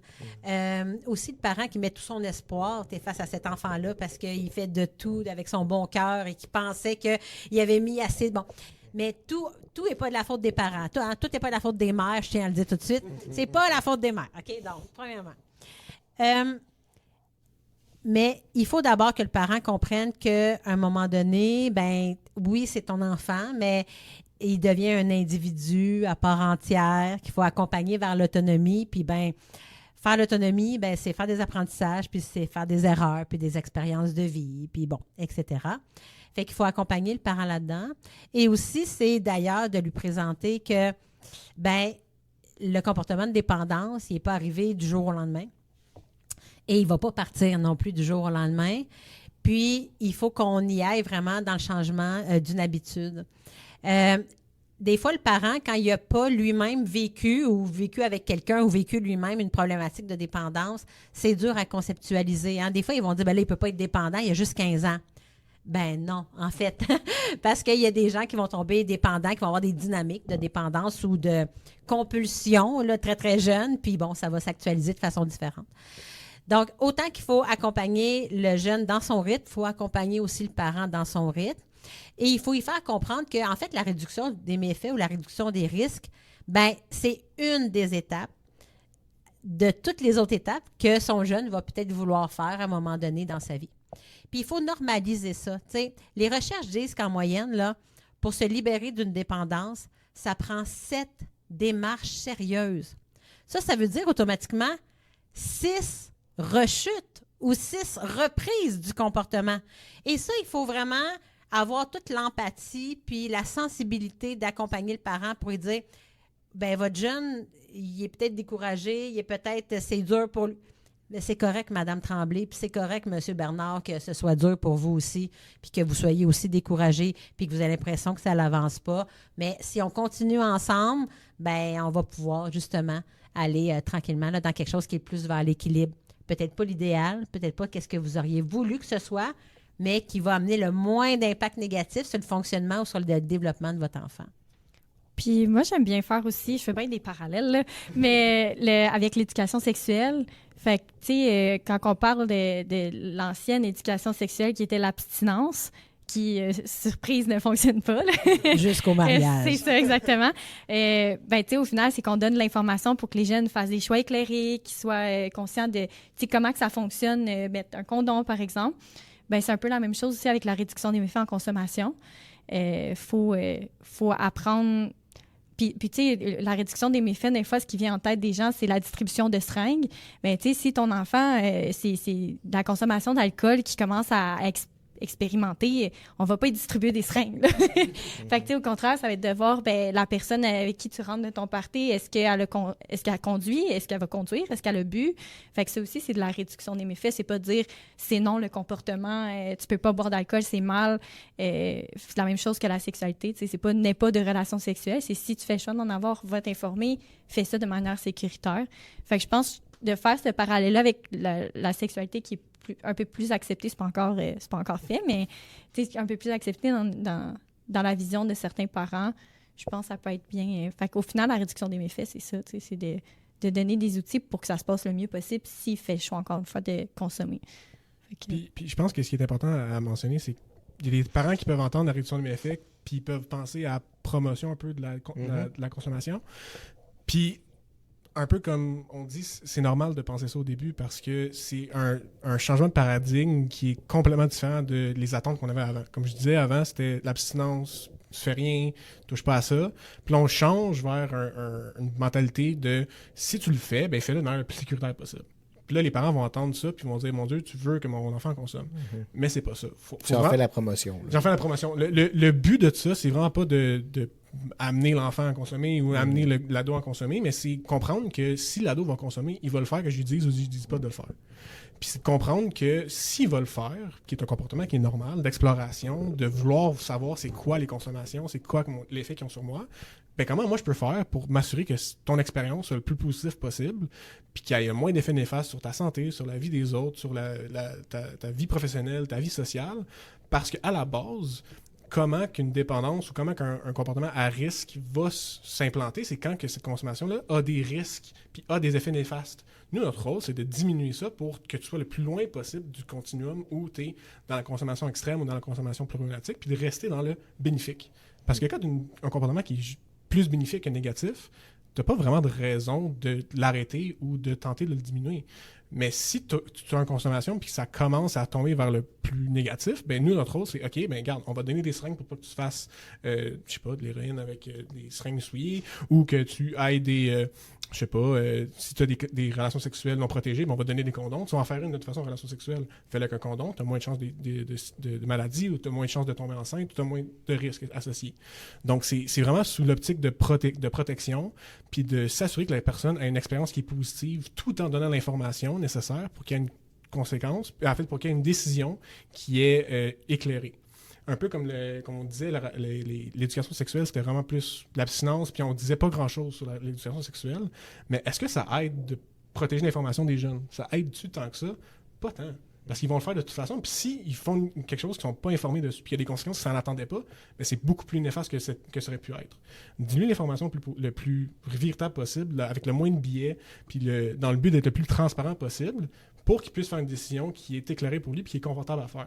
S'il décide de faire le comportement, même si on lui donne l'information, ben au moins il est prêt, il sait c'est quoi les risques, puis on peut lui donner les outils pour que ce soit le plus positif possible. La réduction des méfaits, c'est pas juste en lien non plus avec, tu sais, souvent on pense à ça, là, du matériel pour consommer. D'où la perception que c'est mais de la réduction des méfaits, on peut en faire avant, pendant et après l'usage.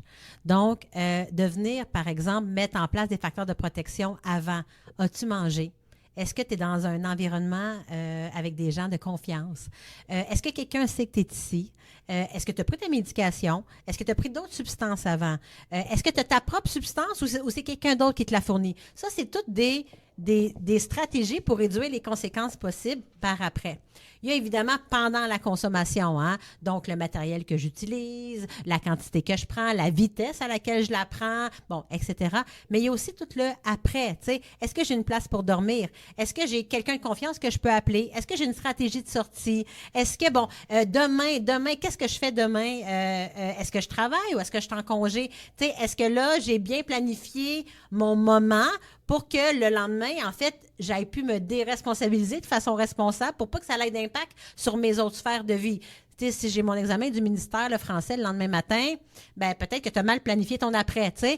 Fait qu'il y a différentes stratégies en lien avec la réduction des conséquences, donc la réduction des méfaits, et c'est souvent pas du tout en lien avec le comportement de le faire. C'est tout ce qui est autour. Et là, les parents vont jouer un grand rôle sur la réduction des risques. Lorsqu'on dit à son enfant, « Hey, s'il y a quelque chose, si tu as bu, prends pas ton scooter 2 heures du matin, appelle-moi. » Superbe stratégie de réduction des méfaits qui est de réduire le risque de la conduite avec état affaibli, de pogner un accident, de blesser quelqu'un, peut-être même tuer ou se tuer soi-même. C'en est une stratégie. Et lorsqu'on explique ça, un parent qui est d'emblée bienveillant, qui comprend le sens, d'habitude, lorsqu'on a pris le temps, il va adhérer à certaines stratégies de réduction des méfaits que son enfant va pouvoir faire facilement. Puis nous, en prévention dans les milieux scolaires, des fois, les craintes qui ressortent quand on parle qu'on fait de la réduction des méfaits, bien, c'est justement il faut garder en tête que la réduction des méfaits, elle est sur un continuum puis est adaptée à la personne ou la tranche d'âge qu'on a devant nous. Fait que on parlait des préventions primaires. Bien, prévention primaire, on va pas parler de conduite avec les facultés affaiblies. Ils sont pas là pantoute.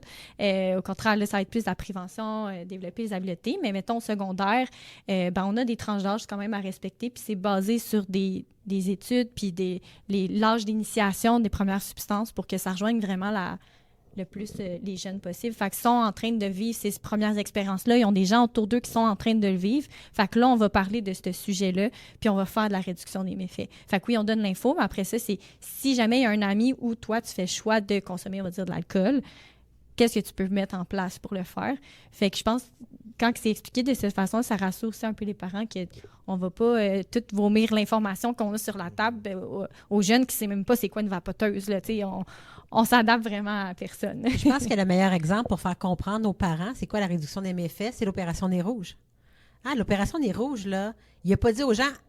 On n'a pas dit aux gens arrêtez de boire durant le temps des fêtes parce que là, c'est dangereux. Ça aurait été un discours d'abstinence et moralisateur. À la place, on a dit on va mettre en place tout un système pour que lorsque tu vas décider de prendre un verre ou 2 ou 3 ou 4 au jour de l'an, ben, que tu n'aies pas le risque de prendre un accident. Donc, on va te fournir gratuitement un transport pour que tu retournes chez toi en toute sécurité pour toi et les autres. Lorsque le parent comprend ça puis qu'on explique que c'est à peu près les mêmes stratégies, mais là qu'on va appliquer pour son enfant, d'habitude, tout le monde connaît Opération Nez Rouge, je vais OK, là, je comprends. Oui, c'est le même. Le même. Ouais. Puis, tantôt, on parlait de l'importance de donner de l'information à notre ado, par exemple. Des fois, ça peut être difficile pour un parent de se positionner, puis de se dire comme, OK, là, j'ouvre la discussion... Puis on a un talk là-dessus. On va s'en parler. Sous quel angle? Puis vous êtes comme... C'est sûr que ça... J'imagine que le parent pourrait aussi juste référer vers des services. Mais par exemple, un parent qui aimerait avoir cette discussion-là avec son ado, sous quel angle que vous conseillez d'ouvrir la discussion? Moi, j'aurais envie... c'est les stratégies qu'on utilise avec les jeunes aussi. Parce que des fois, c'est la peur d'en dire trop ou d'aller plus vite que le jeune. Mais la simple question, qu'est-ce que tu as entendu parler là-dessus? Qu'est-ce que tu connais? Je pense, déjà là, tu vas voir ton jeune est rendu où, c'est quoi qu'il connaît, qu'est-ce qu'il a entendu. Puis, toi, comme parent, tu peux aller valider si les informations qu'il y a sont vérifiées ou pas. Fait que, exemple, pour le vapotage, si ton jeune, il dit « c'est pas si pire que ça a l'air que mes amis m'ont dit que c'était de la vapeur d'eau. » C'est comme « OK, où tu as été chercher. » Fait que c'est juste de demander qu'est-ce que tu connais là-dessus. Toi, qu'est-ce que tu penses de ça aussi? Fait que de poser des questions si on a peur de trop en dire, je pense que ça pourrait... Je sais pas qu'est-ce que...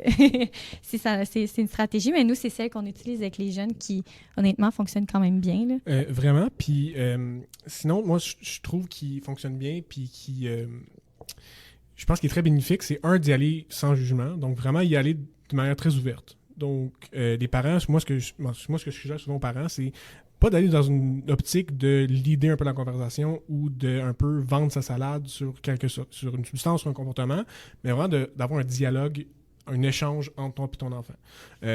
Pour que lui puisse avoir une opinion puis qu'il puisse le partager de manière sécuritaire, mais que toi aussi, tu peux recevoir ces informations à lui, puis un peu discuter sur soit ses croyances, sur ses valeurs, ou soit sur sa perception sur certaines choses.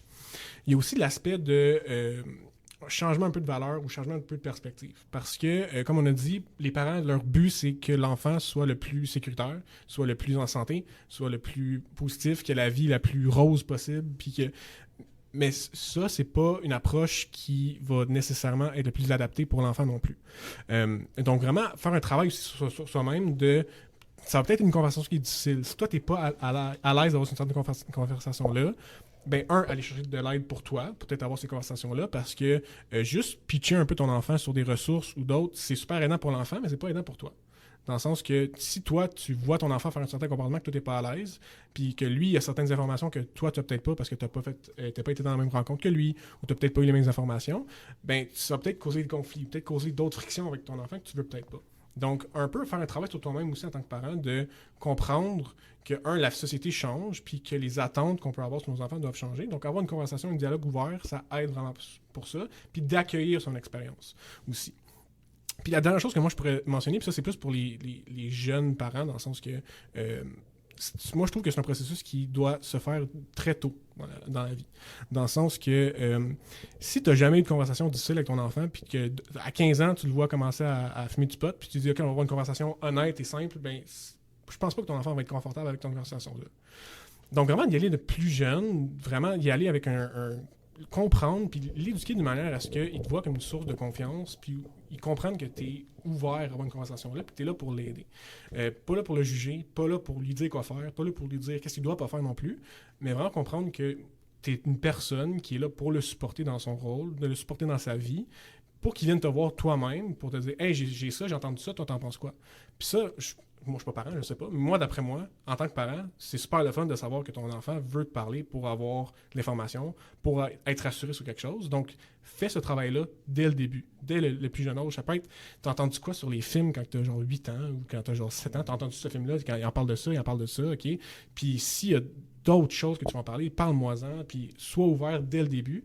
Comme ça, tu viens un peu taper la neige pour savoir que, hey, c'est un chemin que tu peux prendre aussi, pas juste aller dans la cachette non plus. Je pense que d'emblée, si on s'intéresse au vécu de notre enfant, les sujets arrivent tout simplement. Surtout en plus avec Internet, les vidéos, tout ça, là, tu peux t'asseoir à côté de ton enfant qui écoute TikTok pendant 10 minutes. Tu as au moins 4 sujets sensibles à venir parler. Hein? Le rôle de la femme, la montée du masculinisme, les substances, la vitesse en voiture. Bon, OK, bon. Tu sais, je pense aussi qu'il faut que le parent, quelque part, se fasse confiance. Hein? On connaît notre enfant. On sait souvent aussi, c'est quand les moments où est-ce que c'est plus gagnant ou moins gagnant d'aborder certains sujets. Hein? Il y a des enfants qui sont très à l'aise de parler pendant le souper en famille. Il y en a que c'est pas du tout. C'est quand on va aller leur conduire à la game de hockey. Et il faut aussi savoir si l'enfant est prêt à avoir cette conversation-là. Hein? D'arriver de façon pas naturelle. Bon, là, Zachary, on va parler de drogue, OK? Non, c'est pas naturel, on fait pas ça. Bon. Tandis que si on arrive en disant, écoute, Zachary, l'école m'a appelé ou j'ai écouté un balado de Panda, puis il parlait de dépendance, puis j'aimerais ça peut-être qu'on en parle. Ça te conviendrait-tu? Quand est-ce que ça te conviendrait? Quand est-ce que tu aimerais ça qu'on en parle? T'sais, parce que moi, j'ai peut-être des questions, puis des fois, j'ai des inquiétudes comme maman ou comme papa. Puis, soyez transparents, parlez au jeu, puis parlez dans votre besoin à vous. Je pense que si tu es déjà authentique comme parent, mais comme humain, ça amène aussi l'autre à l'être. Puis dans le pire des cas, votre fille ou votre fils va dire « Ah, oh, man, non, là! » Bon, OK, ouvrez la porte. Sache que si à un moment donné, t'aimerais ça qu'on en parle, je serais à l'aise, puis j'aimerais ça, moi, pouvoir t'en parler. Voilà, mais il faut tout le temps laisser le choix au dialogue. Puis sinon, aussi de s'informer, dépendamment de l'âge, mais dans les écoles secondaires, il y a de plus en plus le programme que nous, on déploie. Il y a différents programmes, mais d'essayer de peut-être s'informer si ce programme-là est dans mon école, puis de poser la question après ça à son enfant, sachant qu'il y a eu des ateliers, on envoie des communications aux parents. Des fois de relancer « Hey, j'ai su que tu avais eu un atelier là-dessus. » Je trouve que ça peut être une belle occasion d'ouvrir la porte sur les dépendances. Qu'est-ce que tu en as passé, etc. Fait que ça peut être une belle opportunité pour ouvrir la porte sur les dépendances ou les drogues. Là. Fait que... Mais je tiens à mentionner aussi que nous, on a une relation un peu privilégiée avec les enfants, les ados ou les adultes comme intervenants où on a... s'ils viennent nous voir, c'est nécessairement parce qu'il y a un besoin qui sont un peu plus travaillés puis ils ont déjà travaillé un peu sur ce travail-là. Mais dans les moments où on fait de la prévention, par exemple dans les écoles ou dans les kiosques ou dans les événements festifs, notre première fois qu'on va approcher quelqu'un pour parler de certaines substances, parler de certains comportements, ça va pas tout le temps marcher. Là. En fait, 90% du temps, ils vont nous rire d'en face ou ils vont... Mais je pense que la statistique, c'était pour qu'une information puisse rentrer ou qu'il puisse être assimilée, il faut que le message soit passé pendant 7 fois, je pense, que j'ai entendu. Quote-moi pas, mais je pense que c'est ça. Mais dans le sens que plus on fait ce travail-là, d'ouvrir la porte, plus on montre que le chemin existe en tant que parent, en tant que personne, en tant qu'ami, en tant que oncle, ma tante, n'importe qui, plus tu montres que ce chemin-là est ouvert, ça va prendre une semaine, ça peut prendre un mois, ça va prendre un an. Il y a des personnes qui viennent nous voir un an et demi après, puis ils se souviennent de nous, puis ils vont nous voir pour la première fois pour nous parler de la consommation. C'est pas parce que ça a pris un an et demi que ça n'a pas été efficace. Ça a été efficace, c'est juste que ça a pris un an et demi. C'est de semer la graine. Semer la graine, puis même venir nourrir la graine, mettre de l'eau pour s'assurer que ça pousse. Parce que si tu la sèmes et tu fais rien avec, ben OK, tu l'as mis dans le sol, il y a rien qui va se passer. Donc, viens voir, répétition, puis c'est pas non plus le forcer, mais c'est vraiment juste lui dire que, hey, je suis là, puis si jamais t'en as besoin de moi, je suis là, puis je vais t'aider. Puis, il y a aussi beaucoup d'outils qui s'adressent d'ailleurs aux parents. Tu sais, il y a Parlons Drogue, il y a plusieurs publications du ministère de la Santé et des Services sociaux. Il y a aussi là, des différents dépliants puis des stratégies qui seront proposées sur le site de Santé Laurentide, entre autres. Tel Jeune aussi, la ligne parents, là, le Tel Jeune version parents. Ils ont plein d'outils aussi pour aborder tout plein de sujets avec les adolescents. Donc, tu sais, des fois, il suffit d'une petite recherche, là, puis ça peut te montrer quelques stratégies que tu peux mettre en place chez toi. Super. Puis, pour conclure, est-ce que je ferais peut-être un petit tour de table ou ceux qui ont une histoire à nous raconter, tu sais, d'un accompagnement que vous avez réalisé qui vous a marqué pour des raisons plus spécifiques ou tu sais, quelque chose de plus qui a été symbolique, peut-être même dans votre parcours? Grosse question, là. Ouais, c'est une grosse question. Moi, je suis, ça dépend comment tu le perçois, mais je suis relativement chanceux dans le sens que j'ai un rôle de prévention qui est très première ligne, dans le sens où je fais pas grand suivi personnellement avec des personnes. Si j'ai un suivi à faire, soit je vais référencer, ou je vais référencer, ça se dit pas, mais référer, ou je vais plus parler comme en tant que discussion. Mais il y a eu un moment où, je pense que c'est le mois dernier en fait, où j'ai fait une animation dans les écoles primaires. Puis, c'est une école qui est relativement défavorisée, mais qui a une clientèle un petit peu plus à risque. Puis, il y aura une petite fille de genre 10 ans qui est venue nous voir, puis il m'a posé des questions sur sa consommation d'écran. Parce qu'elle trouvait que c'était problématique, puis elle trouvait qu'il y avait un besoin de diminuer, puis elle voulait changer. Puis, ça m'a quand même marqué dans le sens que c'est très rare que dans mon travail, on va voir un effet aussi rapide sur nos interventions, sur nos manières d'agir, sur la clientèle. Puis ça démontre que même si tu es jeune, même si tu es un enfant qui a, on peut dire qu'il n'y a pas de stress dans la vie, parce que tu as juste l'école. Non, les adultes, oh mon Dieu, le stress, c'est vraiment pas avant, je sais pas, 20 ans, whatever. Là. Ben, comprendre que les enfants aussi, ils ont des difficultés. Eux aussi, ils perçoivent qu'ils ont des comportements peut-être qui sont plus néfastes. Puis quand ils sont mentionnés, quand ils sont montrés qu'il y a peut-être des conséquences, ils vont le réaliser. Puis ils vont eux aussi chercher des situations, chercher des solutions. Fait qu'être à l'écoute de ça aussi, c'est important. Fait que ça m'a vraiment comme marqué dans le sens où cette fille-là était super allumée, était super willing, puis elle est juste venue me voir après la classe pour me demander « Hey, as-tu des solutions que je peux prendre? » Puis elle avait 8-9 ans. Là, t'sais. Fait que penser que c'est un peu une roche dans l'eau où c'est qu'il n'y a rien qui va se passer, c'est pas vrai. C'est quand même intéressant, puis je trouvais que c'est quand même marqué beaucoup. Moi, j'ai pas une situation particulière qui m'a marquée, mais il y a quelque chose de façon générale qui me marque tout le temps. Tu sais, nous, c'est notre travail. Tu sais, je veux dire, je le fais toujours avec beaucoup de passion. J'ai fait des groupes, j'ai fait d'individuels. Bon, je me suis promenée pas mal.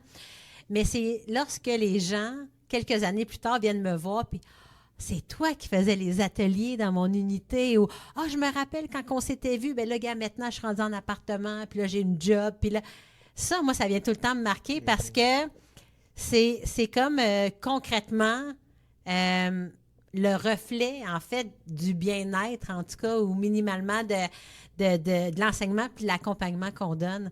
Fait que je me rappelle pas nécessairement de situations qui m'ont marqué, mais je me rappelle, par exemple, des situations où les gens m'ont dit qu'ils avaient retenu ce que j'avais dit ou qu'ils se rappelaient que j'avais fait telle chose. Puis ça, c'est tout le temps quelque chose que je garde en tête. Moi, j'ai plein de situations qui me viennent. J'ai beaucoup de jeunes qui m'ont marqué ou d'interventions qui m'ont marqué, mais je pense que ça revient un peu à ça. C'est le après où, exemple, je rencontre un jeune, je l'accompagne, puis peu importe le choix. Des fois, c'est le jeune, finalement, il choisit de continuer dans ses habitudes, puis c'est correct. Au moins, il y a des informations maintenant. Fait qu'il y a un peu plus d'informations qu'il y en avait au départ. Puis c'est que je repasse, des fois, on va faire du reaching out, on s'en va à l'extérieur voir les jeunes. Puis je parle à ses amis, à cette jeune-là. Puis il me donne les informations que j'ai données à l'autre. Fait que ça veut dire que l'info circule.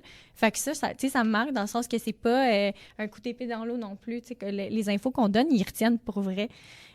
Puis en plus, ils partagent à leurs amis qui, eux, les repartagent. Fait que je trouve ça super intéressant. Puis ça montre que c'est important aussi. Mais fait que ça me marque quand même. Ou qu'ils reviennent nous revoir vraiment plus tard. Tu sais, après qu'il y a eu des démarchages pour aller chercher des services. Finalement, on recule, ça ne nous tente plus. Un année plus tard, on revient, je viens juste poser des questions. Puis finalement, je fais le changement, puis j'ai réussi à atteindre mon objectif. Mais ça, c'est sur 3 ans, tu sais. Fait que ça aussi, c'est le fun à voir. C'est encourageant aussi, je pense, tu sais, en tant qu'intervenant, de voir qu'on ne fait pas juste des coups d'épée dans l'eau. Parce que des fois, tu sais, puis vous devez en mettre beaucoup d'efforts, tu sais, justement, pour accompagner quelqu'un, puis pas vivre le succès immédiat dans votre accompagnement non plus. Puis, tu sais, c'est avec un peu de recul, des fois, qu'on voit que, tabarouette, finalement, on a bien fait notre travail, tu sais. Ouais. Okay. Super. Je pense que ce qui est cool aussi, c'est que, tu sais, oui, c'est notre travail, puis on passe beaucoup de temps, on passe beaucoup d'efforts à le faire, mais concrètement, les actions qu'on fait sont pas démesurées, dans le sens que c'est un travail d'informer, puis de supporter la personne, c'est un travail que tout le monde peut faire. Puis que, oui, c'est notre travail qu'on fait, puis c'est vraiment nous par passion qu'on le fait, mais dans le sens où une personne X peut le faire avec une personne Y, puis ça peut avoir les mêmes effets. C'est sûr que nous, on est privilégiés dans le sens que c'est notre contexte de travail, puis on le fait vraiment pendant une longue période de temps, puis on a les ressources nécessaires pour supporter. Mais tout le monde peut faire son petit bout de chemin, tout le monde peut faire son petit travail, puis ça va avoir autant d'effets, même plus des fois qu'on peut le penser. Fait que pas non plus se laisser croire que c'est... Vu que c'est pas mon travail, vu que j'ai pas tant d'expérience là-dedans, ou vu que j'ai pas mes ressources nécessaires, ben juste essaye toi aussi, que tu sois intervenant, que ce soit mécanicien, n'importe quoi, tu peux le faire toi aussi, puis ça va faire des effets aussi. C'est quand même cool aussi de voir ça. Super. Ben, merci à vous trois d'avoir pris du temps pour venir jaser. On a appris beaucoup de choses aussi. Je pense qu'on a été capable de cibler c'était quoi aussi. Puis je trouve que l'aspect du continuum, c'est pas quelque chose qu'on parle assez non plus. Donc, de voir qu'il y a différentes phases, différentes importances aussi à la consommation, là, je pense que c'était très éducatif là, comme moment. Alors, donc, merci à Mélanie, Justin et Ariane d'avoir passé du temps avec nous. Puis, merci à vous d'avoir écouté ce balado. Donc, on se voit pour une prochaine pause pendant.